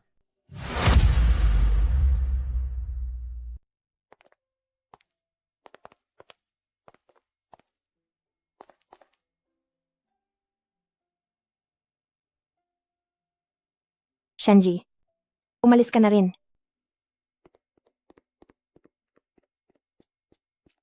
Missy, nakapag-isip na po kami. Handa na po kaming sundin ang huling habilin ni Ama at kilalanin kayo bilang pinuno namin. Sana po ay makapunta kayo bukas sa dambana ng pamilyang Wang upang sa aming magkakapatid ay makapili kayo ng isang tagapagmana.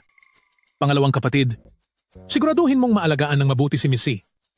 Ano man ang ihingi o hilingin ni Missy, ay kailangan gawin mo ang lahat para maibigay ito? Maliwanag ba? Opo. Mabuti. Magpahinga na muna kayo. Che.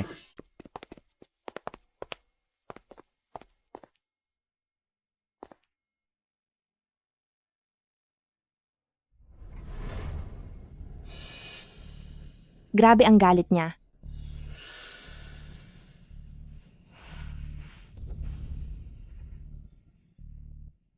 Huwag kang mag-alala. Ako na ang bahala sa iyo.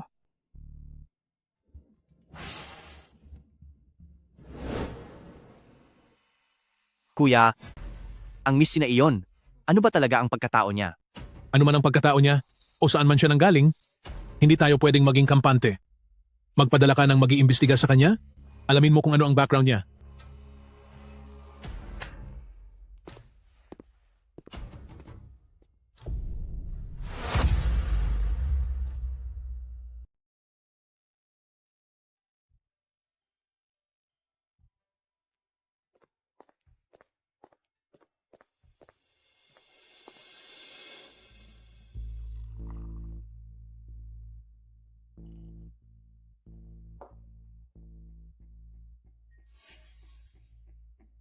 Tungkol sa pangatlong anak ng inyong pamilya na si Wang Qianhe, anong mayroon sa kaniya? Siya ba? Anak lang siya ng tatay ko sa ibang babae. Hindi siya kailanman nagustuhan ni Papa. Hinayaan lang namin siyang manatili sa bahay dahil naaawa lang kami sa kaniya. Hi. Bakit biglang lumamig dito? Nagsisinungaling ka. Kapag hindi ka pa nagsabi ng totoo, parurusahan ka niya. Mali ako? Missy, magsasabi na ako. Ang totoo niyan? Gustong-gusto ni Papa si Wang Qianhe. Inakala pa namin noon na sa kanya ibibigay ni Papa ang lahat ng mana. Hanggang noong 6 na buwan na ang nakalipas, itong si Wang Qianhe ay biglang nagwala. Sinira niya ang dambana ni pamilyang Wang, ginawa niyang magulo ang lahat para kay pamilyang Wang. Kaya simula noon ang tatay ko ay lubos nang nawalan ng loob sa kaniya.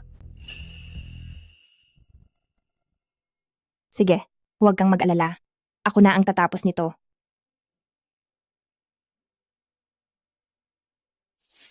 Sino ang nagsasalita? Si Wang Yue. Oh. Ma. Kuya. Kuya. May multo sa bahay. Kuya. Hi. Missy, kailangan na nating pumunta sa dambana.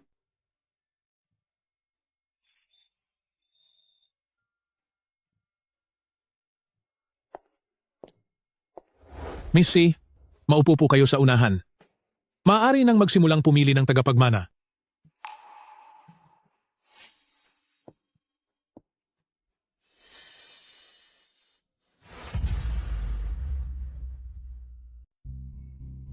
Bakit hinayaan ni Papa na ang batang babaeng ito ang pumili ng tagapagmana bago siya nawala? Siguro ay malabo na ang isip niya. Pinagpasyahan na ni Papa na siya na ang maging pinuno, at ang lahat ng susunod na henerasyon ay dapat sumumpa na ang tagapagmana ng pamilyang Wang ay kailangang kilalanin siya bilang Panginoon. Miss C, nakapag-isip na po ba kayo ng mabuti kung sino ang pipiliin ninyong maging tagapagmana?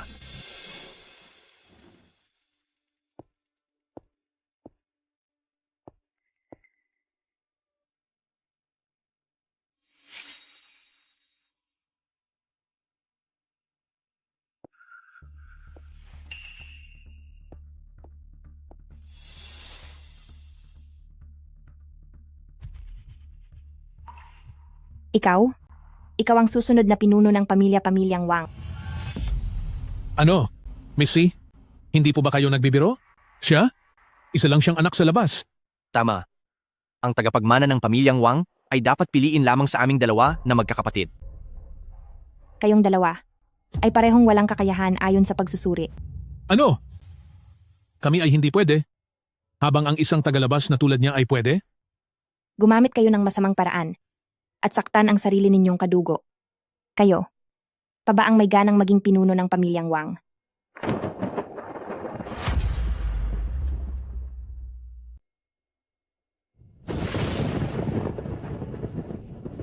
Missy, wag mong isipin na dahil nasa iyo ang medalyon, ay pwede mo nang gawin ang kahit anong gusto mo. Ganoon ba? Sige, sabihin mo sa akin. Tungkol sa pagkawala ni Wang Yue. Anong totoong nangyari doon? Ito ay isang kahihiyan sa pamilya. Hindi na dapat ito pinag-uusapan. Pero dahil nagtanong si Miss C, kami ay wala nang magagawa kundi sabihin ito. Si Wang Yue ay ang tanging kapatid na babae ng aking ama. Noong mga panahong iyon, sa tulong ng medalyon na hawak ni tatay, nakapagsimula siya ng maliit na negosyo. Paglaon, ang tatay ko na ang namahala sa negosyo niya, kaya naman nakamit ng pamilyang Wang. Ang tagumpay na mayroon ito ngayon? Akala niya, lahat ng ari-arian ng pamilya namin ay dahil sa kaniya nakuha. Kinuha niya sa pamilyang Wang ang higit sa kalahati ng mga yaman. Pagkatapos, nakakilala siya ng isang aktor, at dahil sa pakikinig sa sulsol nito, hindi lang siya nawalan ng pera, nagkasakit pa siya. Nawala siya sa sarili, at tinapos ang buhay ng aktor. Sinubukan din niya kaming tapusin na dalawang magkapatid. Kaya sa huli ay dinala siya sa mental hospital, at doon na siya tuluyang nawala. Tama iyon. Si tatay po, tuwing naaalala niya ang tita, ay talagang nadudurog ang puso niya. Nararamdaman niya na bilang nakatatandang kuya, hindi niya naalagaan ng mabuti ang kapatid niya. Ang nangyari kay Wang Yue ay hindi isang sikreto. Kaming lahat ay makakapagpatunay dyan. Tama yan. Si Wang Yue ay umani lang ng sarili niyang kamalian. Noong sinira niya ang altar at ginawang magulo ang lahat sa pamilyang Wang, ano ba talaga ang nangyari? Po? Tungkol naman sa bagay na iyon. Gusto kong manggaling mismo sa kanya. Dahil dapat lang sirain ang altar ng pamilyang Wang, ang pamilyang Wang, dapat lang mawasak. Tumahimik ka. Wala kang utang na loob. Kung hindi dahil sa awa ng tatay mo sa iyo at hindi ka kinuha rito, paano ka magkakaroon ng maayos na buhay rito sa pamilyang Wang? Tama iyon. Si Miss C, wala siya sa listahan ng mga tagapagmana, kaya maaari natin siyang huwag ng pansinin. Ganoon ba? Pero ang narinig ko kay Wang Yue, si Wang Qianhe, ay anak niya. Anak siya ni Wang Yue. Paano mangyayari iyon? Hindi ba't ang anak niya ay wala na? Ang pamilyang Wang na ito, hindi ko akalaing napakagulo pala sa likod nito. Kalokohan. Ang anak ni Tia Yue, 18 taon na ang nakakalipas, ay nawala na dahil sa aksidente sa sasakyan. Paano mo nalaman? Ako? Ito kasi, iyon ang narinig ko, nabalitaan ko lang.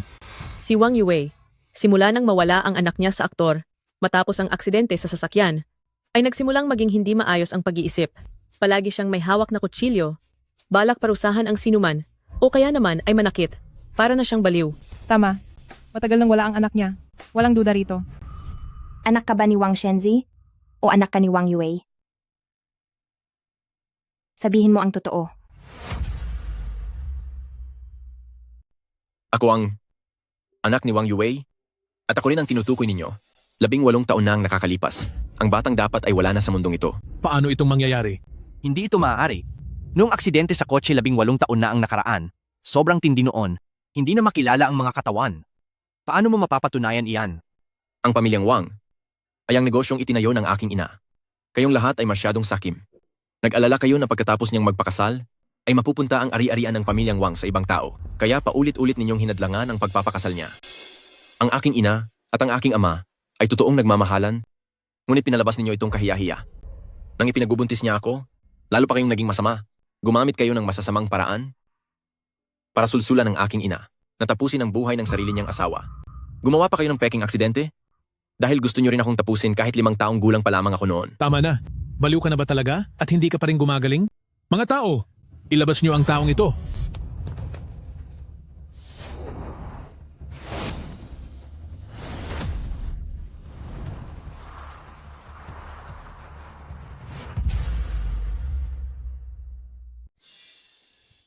Missy, mag-ingat ka. Ito, anong nangyayari? Bakit bigla na lang lumakas ang hangin? Masyadong kakatwa ito. Hindi na ito normal. Ang kawalan mo ng katarungan. Ako ang bahala diyan. 5 taong gulang ka lang noon. Paano ka? Noong aksidente sa kotse nakaligtas?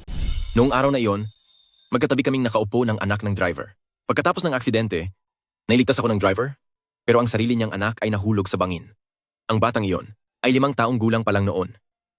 Kung hindi dahil sa inyo, bakit kailangang mangyari na wala man lang siyang maayos na libing? Ganoon ba? Ibig palang sabihin, hindi ikaw ang nawala noon, kundi ang anak pala ng driver. Hindi mo inaasahan, no? Hindi talaga ako nawala. Pagkatapos niyon ay dinala pa ako sa ospital ng mga baliw. Doon sa ospital, nakita ko ang nanay ko, na pinapahirapan ng mga tauhan niyo. Bitawan niyo ako. Pakawalan niyo ako. Akala mo ba ikaw pa rin ang makapangyarihang pamilyang Wang na binibining Wang? Kumain ka na lang ng maayos. Kapag hindi ka kumain, mamayang gabi ay bibigyan ka namin ng electric shock treatment.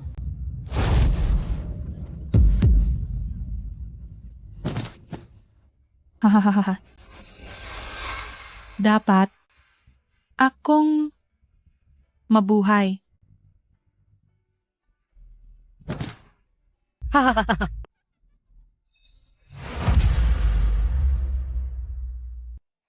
Nag-imbestiga ako. Ang mental hospital na yon ay pag-aari pala ng pamilyang Wang nyo.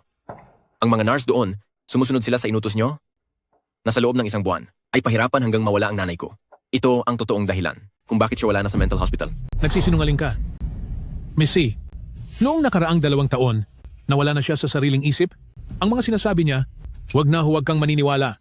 Bakit ka maniniwala sa isang baliw? Hindi ba? Kung hindi ako nagpanggap na baliw, paano kaya ako nabuhay hanggang ngayon? Mismo kong narinig nung araw na yon, na pinaplano niyo ang masama sa akin, pinagdudahan niyo ang pagkakakilanlan ko, at binalak na tapusin ako. Paano mo nakumbinsi si Wang Shenji? Napabalikin ka bilang anak sa labas.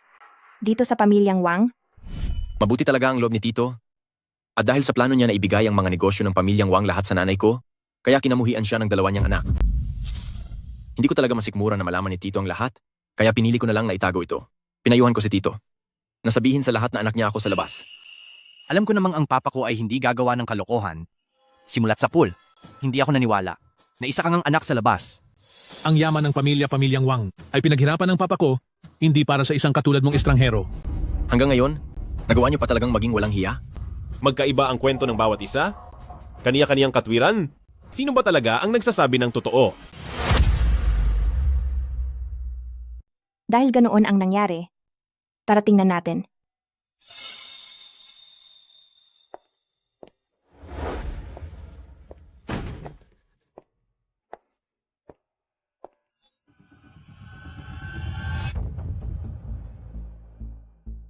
May multo rito noon, ang pintong ito ay nakasarado ng mahigpit.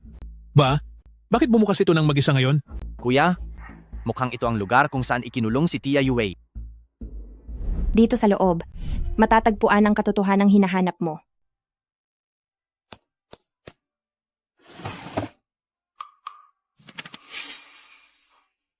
Isinulat ito ni nanay. Taon ng Jishen, 30 ng Setyembre. Sa wakas ay nakabalik na ang kuya ko.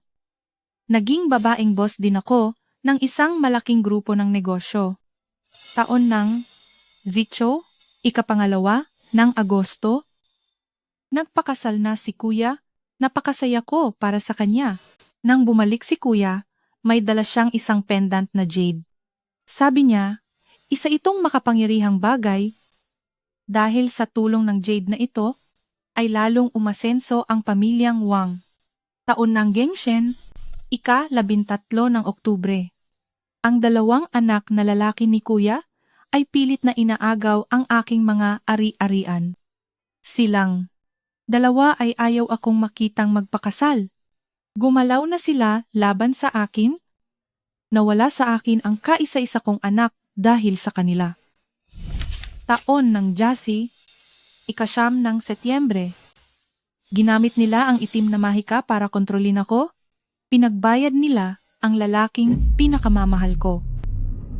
Ikinulong nila ako sa ospital para sa may karamdaman sa isip. Nais nila akong mawala. Hindi, kailangang mabuhay ako. Ang bawat detalyeng nakasulat dito ay naglalaman ng lahat ng mga nangyari nitong mga nakaraang taon, pati na rin ang inyong mga kasalanan. Napakasama mo talaga. Miss C, wala na silang pakiramdam. Ngayon, ano pa ang gusto ninyong sabihin? Ang notebook na iyan, halatang peke lang po iyan. Tama siya. Kasinungalingan lang yan. Peke man o hindi, alam ninyo ang katotohanan. Ako. Haay. Nawala na po sa katinuan si Tia noon pa? Kaya kahit siya pa ang sumulat niyan, hindi natin pwedeng seryosohin iyan. Walang silbi iyan. Totoo man, o peke, ito ang tadhana. Ang inyong kaparusahan ay paparating na. Che. Anong parusa? Hindi ako naniniwala riyan. Kahit gaano ka pa kalakas, wala kang karapatang mangialam sa usapang pamilya ng pamilyang Wang. Wala nang kwenta ang lahat ng mga sinasabi mo ngayon. Ibigay mo na sa amin ang Jade. Dalhin niyo ako sa kinatataguan ni Wang Yue. Pagkatapos kong makita, pipili na ako ng magiging pinuno ng pamilyang Wang. Wala naman kayong makikita roon. Ang tagal na nung nangyari na iyon. At isa pa, wala nang natira kay Tia. Kundi mga buto na lamang, wala na kayong malalaman doon. Tama? Huwag ka ng maraming salita. Akin na ang Jade. Hanggat hindi ko nakikita si Wang Yue, hindi ko ibibigay ang Kang Yue. Teka, wag muna. Sige, sasamahan na kita roon. 18 taon nang nasa pamilyang Wang ang labi ni Tia, talagang wala na itong itsura. Bakit ang labi ni Wang Yue ay nasa pamilyang Wang pa rin?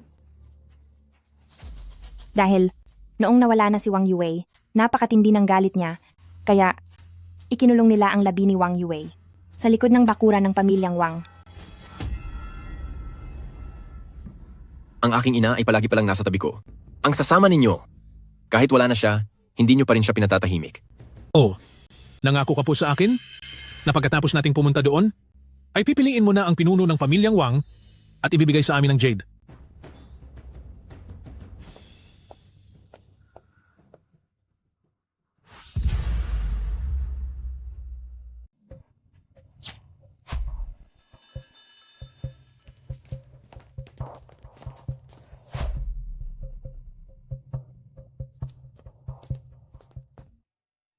Labing-walong taon na. Dito lang pala kayo lagi. Hindi naging mabuti ang anak nyo dahil hindi man lang ako nakapaghiganti para sa inyo.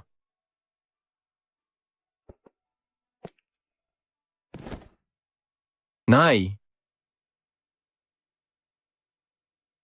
Miss C, dinala ka na namin dito para makita ang kaniyang labi. Ngayon, maaari mo na bang ibigay sa amin ang pamanang hiyas? Sa loob nito, ay walang-wala na ang katawan ni Wang Yue. Ano? Wala rito ang mga labi ni Wang Yue? Imposible.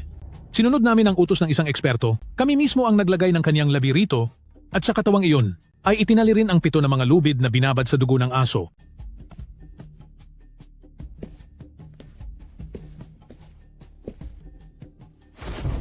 Ito, paano itong nangyari? Ito ay ang 10,000 Soul Spirit Devouring Formation. Kapag ang labi ay ikinulong ng 1 buwan, pagkatapos niyon ay maglalaho ito upang isumpa ang kaniyang sariling kadugo. Anong ibig mong sabihin? Ibig mo bang sabihin na kaming lahat ay isinumpa? Imposible. 18 taon na kaming maayos na nabubuhay. Miss C, ang sinabi mo kanina? Ano ba ang ibig mong sabihin?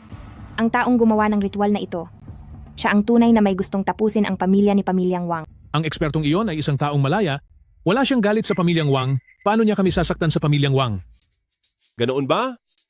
Yung sinasabi niyo na ekspertong iyon, ano ang kaniyang pangalan? Sino ba ang tinutukoy ninyong eksperto? Anong pangalan niya? Mataas ang antas ng kapangyarihan ng ekspertong iyon. Ang problema lang, hindi pa kami personal na nakikita, nakikipag-ugnayan lang kami sa kanya sa pamamagitan ng mga liham. Pangalan man lang ay hindi nyo alam, At hindi nyo pa rin siya nakikita ng personal. Tapos ay ganyan na lang ang tiwala nyo sa kanya. Dahil sa gitna tayo ng krisis, wala na kaming ibang pagpipilian basta masupil lang ang Wang Yue, kahit sino pa siya ay tatanggapin namin. Miss C, ano na ang dapat nating gawin? Mananatili na lang ba ang aking ina sa kalagayang ito?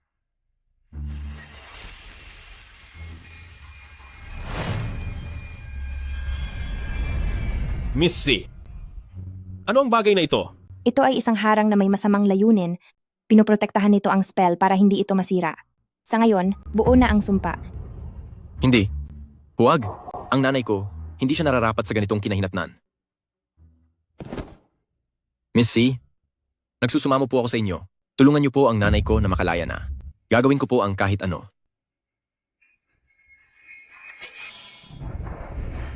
Sige na, puntahan mo na ang iyong ina. Ma,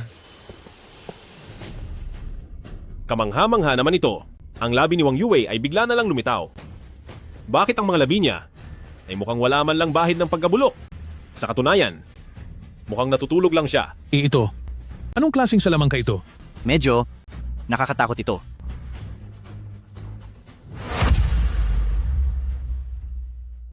Nay, miss na miss po kita. Akala ko ay hinding-hindi na kita makikita muli. Napakakaawa naman. Walang kasalanan si Wang Yue, pati na si Wang Qianhe, pero sila pa ang naging pinakaapi. Hindi pa tapos ang kapalaran. Hindi pa dapat pumanaw si Wang Yue. Ngunit bigla siyang nawala. Ang kanyang galit ay hindi mawala-wala. Nanatili rito sa mundo upang protektahan si Wang Qianhe. Nakakaawa talaga sila. Mabuting tao si Wang Yue. Marami siyang nagawang kabutihan. Kaya, hindi siya dapat nawala.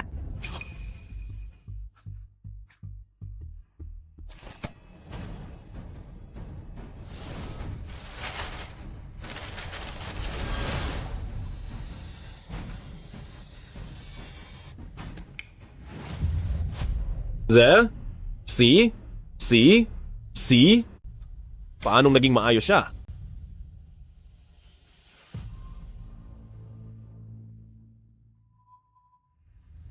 Panaginip lang ba ito? Anak ko? Qianhe. Nay? Talaga bang nagbalik ka? May nanay na ako, inay.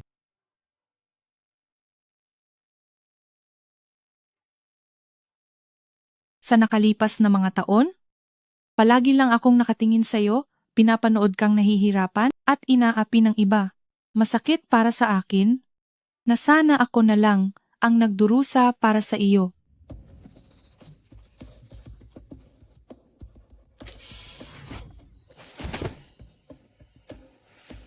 Kahit sira na ang harang, nandyan pa rin ang sumpa. Ang sinasabi ninyong eksperto ay nag-iwan ng sumpa at kayong lahat ay mawawala na rin.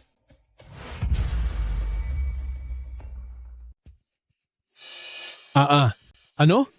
Kuya, ang kakayahan ni Missy ay higit pa sa inaakala natin. Totoo kaya ang sinasabi niya? Hindi. Hindi!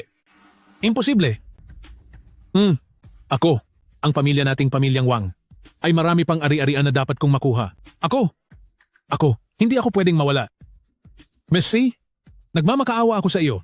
Iligtas mo ako. Iligtas mo ako. Si Wang Qianhe ay walang kasalanan. Wala rin akong kasalanan. Hay! Tayong lahat ay naloko lamang ng ekspertong iyon. Tigil-tigilan mo ako. Isang estranghero ay nakuha niyo pang paniwalaan. Kitang-kita naman kung gaano ninyong dalawa kagustuhan na si Wang Yue ay tuluyan ng hindi matahimik. Hindi. Hindi ganoon iyon. Sabi ng ekspertong iyon, basta mapigilan si Wang Yue, ang mga kayamanan nating pamilyang Wang ay hinding-hindi mapupunta sa ibang tao. Tanging kadugo lang, ang kusang makakagawa ng kasunduan para ang sumpa ay tumalab. Nagawa na ang sumpa. Kayong dalawa, wala na kayong pag-asa. Ako. Ano na ang nangyayari sa akin? Ako. Ang puso ko, parang may batong dumadiin. Dito.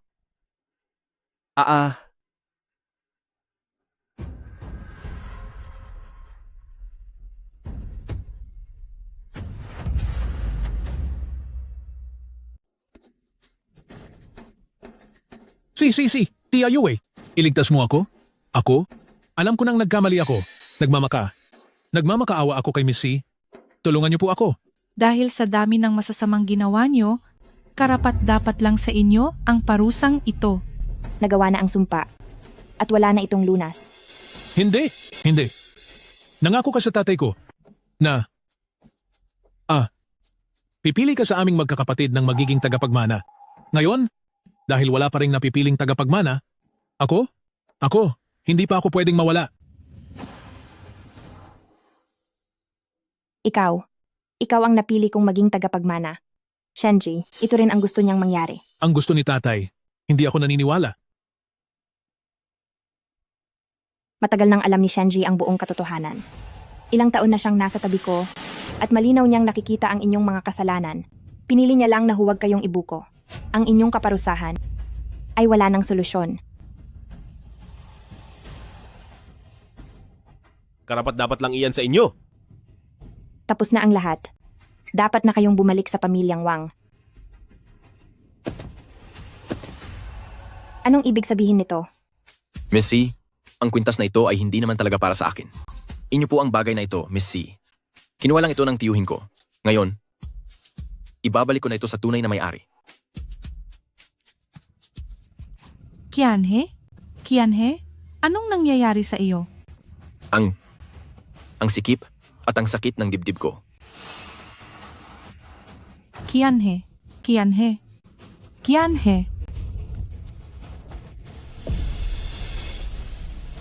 Naintindihan ko na? Ang sumpa ay para lang sa mga inapo ng pamilyang Wang. Wala na ang dalawang magkapatid ni Wang Yanshu. Kaya ang sumpang ito ay napunta na sa kaisa-isang natitirang si Wang Qianhe. Ibig bang sabihin ito? Mawawala na rin siya? Hindi. Ako na lang dapat ang kinuha. Walang kasalanan si Qianhe.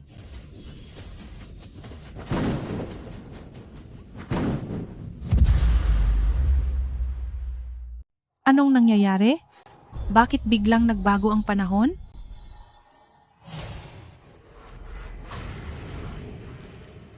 Masyadong maraming kakaibang bagay ngayon. Walang kasalanan si Qianhe. Wala siyang ginawang masama. Sina Miss C at Wang Qianhe ay talagang walang kasalanan. Ang sumpa bang ito ay may paraan pa para matanggal? Pansamantala siyang hindi mawawala.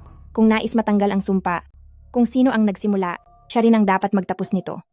Ang nagsimula? Ang ibig niyo po bang sabihin ay kailangang mahanap ang bihasang tao?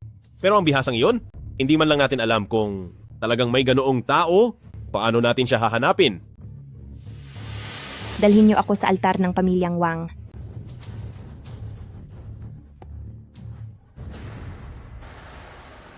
Missy, kung kaya mo magpagaling ng malubha, bakit hindi mo matulungan ang asawa ko? Ang magkapatid na Wang Yanshu ay gumawa ng maraming kasamaan. Dapat lang silang parusahan. Kahit pa si Missy ay may pambihirang galing, hindi naman ibig sabihin noon ay kahit sino ay ililigtas niya. Hindi sa ganoon. Ako. Pakiusap, Miss C. Tulungan niyo po si Qianhe. Siya na lang ang tanging natitirang. Dugo ng pamilyang Wang.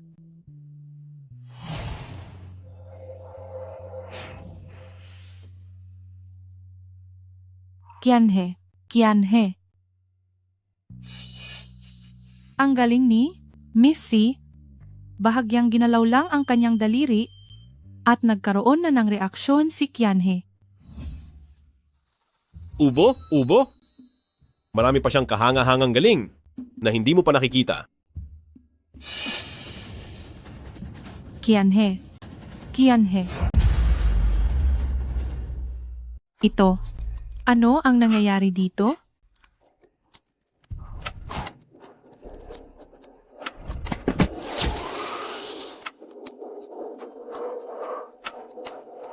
Bakit biglang lumamig? Qianhe. Anong nangyari sa'yo, Qianhe?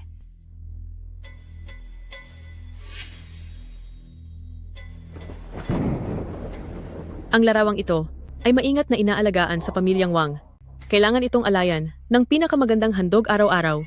Hindi dapat maputol ang pagsunog ng insenso kahit isang araw. Ito ang patakaran sa pamilyang Wang.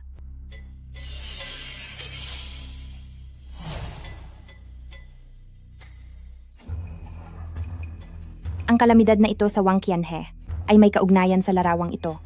Ang nagtapos sa buhay ng mga tao sa pamilyang Wang ay sumunod sa larawang ito. Alam ko na ikaw iyon. Mula nang dumating ka. Paulit-ulit nang may masamang nangyayari sa pamilyang Wang. Bingi ka ba? Sabi ni Miss C, may kaugnayan ito sa larawan? Hindi dahil sa kanya. Makinig ka muna kung ano ang sasabihin ni Miss C. Alam kong ikaw iyan. Noong ipinanganak ka, ay napulot kita sa ilalim ng puno ng peach na ito. Sa isang kisap mata, 300 taon na ang lumipas. Kailangan ko nang umalis. Panginoon, aalis po kayo? Ibinigay ko na sa iyo ang kapangyarihan ng kawalang hanggan. Sa hinaharap, ikaw na ang magbabantay sa Guanyin Mirror para sa akin at kailangang supilin ang mga masasamang espiritu. Huwag kang aalis ng walang pahintulot. Kung hindi, ang iyong buhay na walang hanggan ay biglang mawawala. Saan ko po kayo mahahanap pagkatapos nito? Ang Kang Yue ay mananatili sa tabi mo. Kung may kailangan ka, gamitin mo ang Chang Yue para hanapin ako.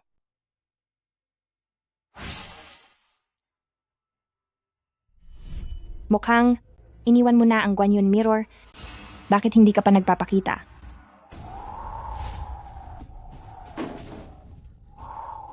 Ano po ang nangyayari?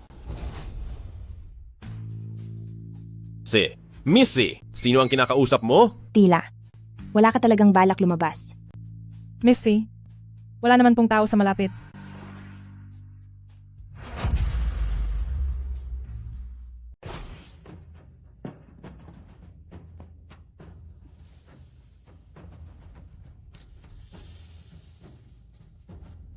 Miss C, ito na po ang kaisa-isang larawan ninyo sa pamilyang Wang.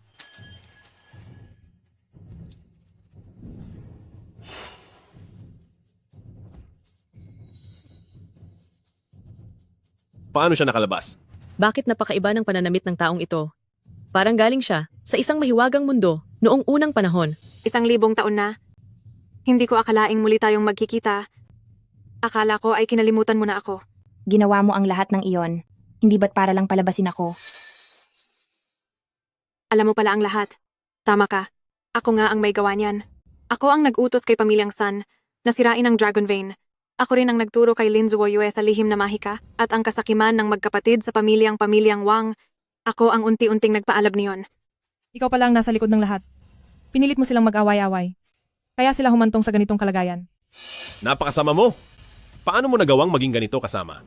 Anong pagkakamali ang nagawa ng aming pamilyang Lin?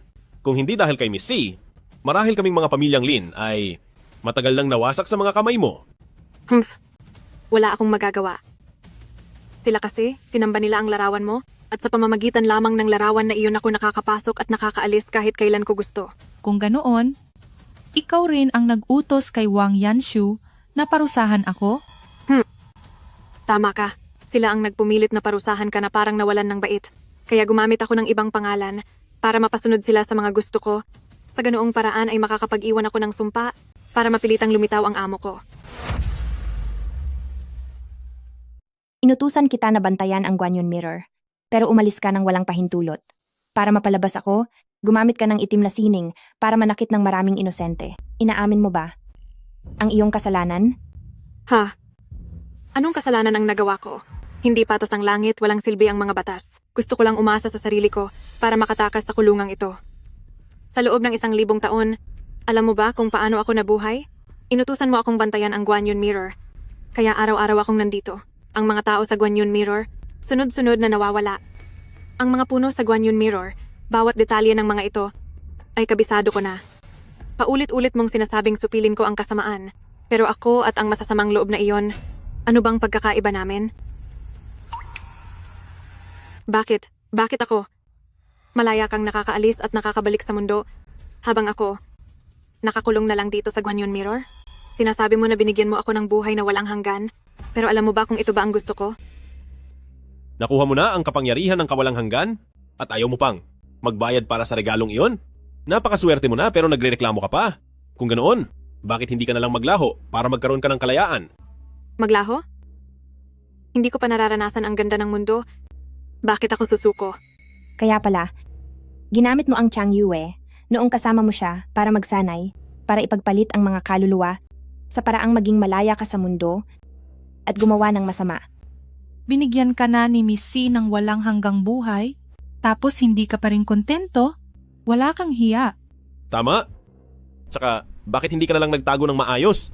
Nagpatuloy ka pa sa paggawa ng masama para pilitin si Miss C na magpakita? Hindi ka ba natatakot na si Miss C mismo ang bumawi ng lahat na ibinigay sa'yo? Noong pinatawag kita, sigurado akong mananalo ako. Si Heng, itigil mo ang daldal. Simulan na natin.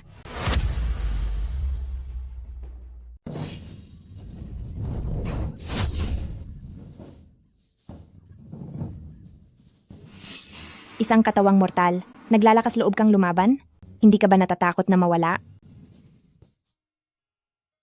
Kung wala si Miss C Heng, ang aking ligaw na kaluluwa ay hindi magkakaroon ng kapayapaan at hindi ko rin malalaman ang katotohanan. Kung hindi dahil kay Miss C Heng, hanggang ngayon ay nakakulong pa rin ako sa galit at pait. Ang buhay ko ay utang ko kay Miss C Heng, kaya hindi ako natatakot. Sinabi mo na ang lahat ng magagandang salita. Dahil diyan, mukha tuloy akong tulala. Kainin mo ito, hindi ka mawawala. Opo. Salamat po.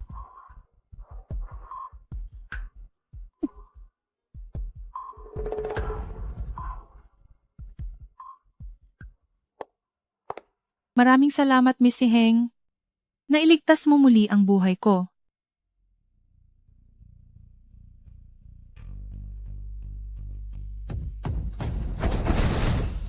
Uy! Napakarami mong kasalanan, hindi na kita maaring hayaang manatili. Sandali lang. Akala mo ba, magiging maayos ang lahat kapag tinapos mo ako? Matagal ko nang pinalibutan ang Haicheng ng lason na usok. Kapag ako ay wala na, silang lahat ay isasama ko sa hukay. Si Heng, maaaring may mailigtas kang isa, pero kaya mo bang iligtas ang libo-libo? Hindi pwede. Hindi pwedeng mawala na lang ako. Bata pa po ako. Miss C, humanap po kayo ng paraan. Iligtas niyo po kami. Gamit ang kasunduan sa dugo, inilabas ko ang nakalalasong hamog na ito at walang makakasira nito. Maliban na lang kung mangangako ka, natutulungan mo akong makuha ang aking kalayaan at hindi mo na uungkitin pa ang mga nangyari noon. Kung hindi, ngayong araw ay lahat sila ay maglalaho rito dahil sa iyo. Miss C, pumayag ka na po sa kanya. Gusto mo ba talagang makitang si Pamilyang Wang ay tuluyan ng mawala? Miss C Heng, lahat ng mayroon ang pamilyang Lin namin ay galing sa'yo. Wala akong sapat na pambayad sa kabutihan mo. Pero kung kailangang mawala ako sa tabi ni Miss C, ituturing ko itong isang masayang bagay. Handa akong magsakripisyo para kay Miss C. Ang buhay ko ay utang ko kay Miss C.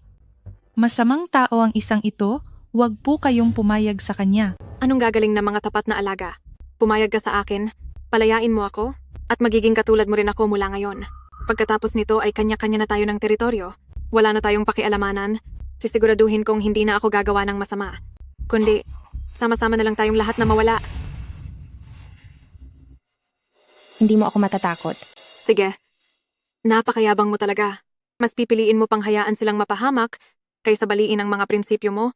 Talagang ganyan na ang ugali mo. Napakawala mong puso. Kung bibilangin ang oras, nagsisimula ng kumalat ang lason. Si Heng, huli na ang lahat para sa iyo.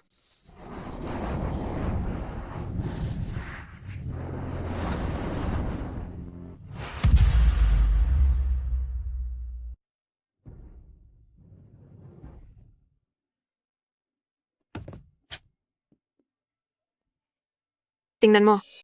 Sila ay isa-isa. Nang nawawala, ipagpapatuloy mo pa ba? Ang mga tao ni Haicheng ay isa-isang mawawala dahil sa iyo. Wala ka na talagang pag-asa. Ito ang nakalalasong hamog na itinatag ko gamit ang dugo. Noong bata pa ako, at noong nasa bingit ako ng panganib, iniligtas mo ako gamit ang iyong dugo. Sa loob ng maraming taon, ang dugo mo ay matagal nang naging bahagi ng aking pagkatao. Ngayong sinusubukan mong sirain ang hamog na ito, kanananaginip ka lang. Sa ngalan ng tadhana, ipagkakaloob ko ang mahabang buhay.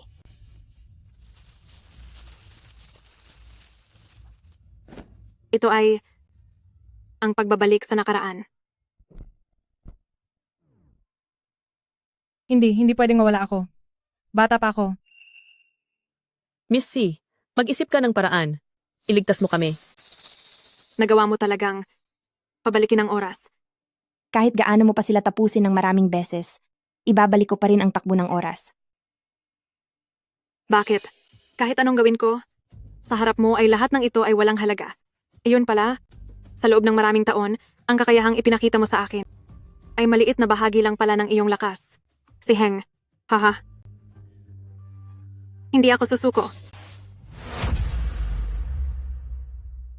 Ang labis na hangarin ang siyang naging sanhi ko at ang pagtalikod sa panuntunan ang nagpahina sa akin.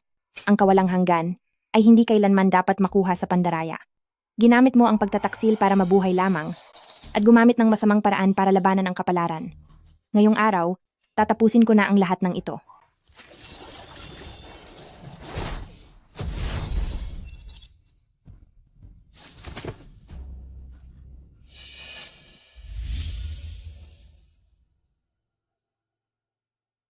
Pwede pa palang maging ganito? Umalis siya nang walang pahintulot sa Guanyun Mirror.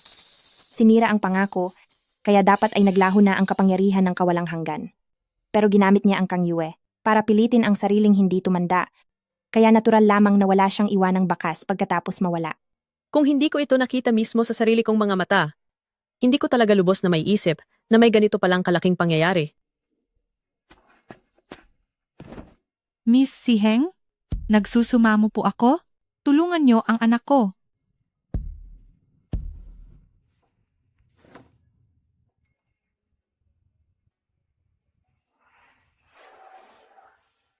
Wang Qianhe. Ayos na siya.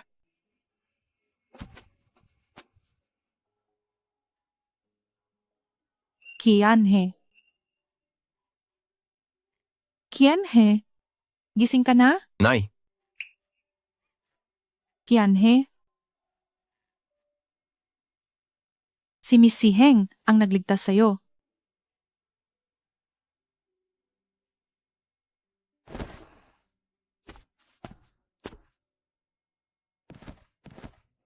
Miss Si Heng, niligtas niyo po akong muli. Wala po akong sapat na pambayad sa kabutihan niyo. Kaya hinihiling ko lang po na hayaan niyo akong manatili bilang inyong tapat na tagapaglingkod at pagsilbihan kayo habang buhay. Hoy! Anong binabalak mo? Ang tanging pinakatapat na tagapaglingkod ni Miss C ay ako lang dapat. Kapag hindi niyo po ako tinanggap, mananatili po akong nakaluhod dito habang buhay. Dahil mapilit kang manatili, tandaan mo ito.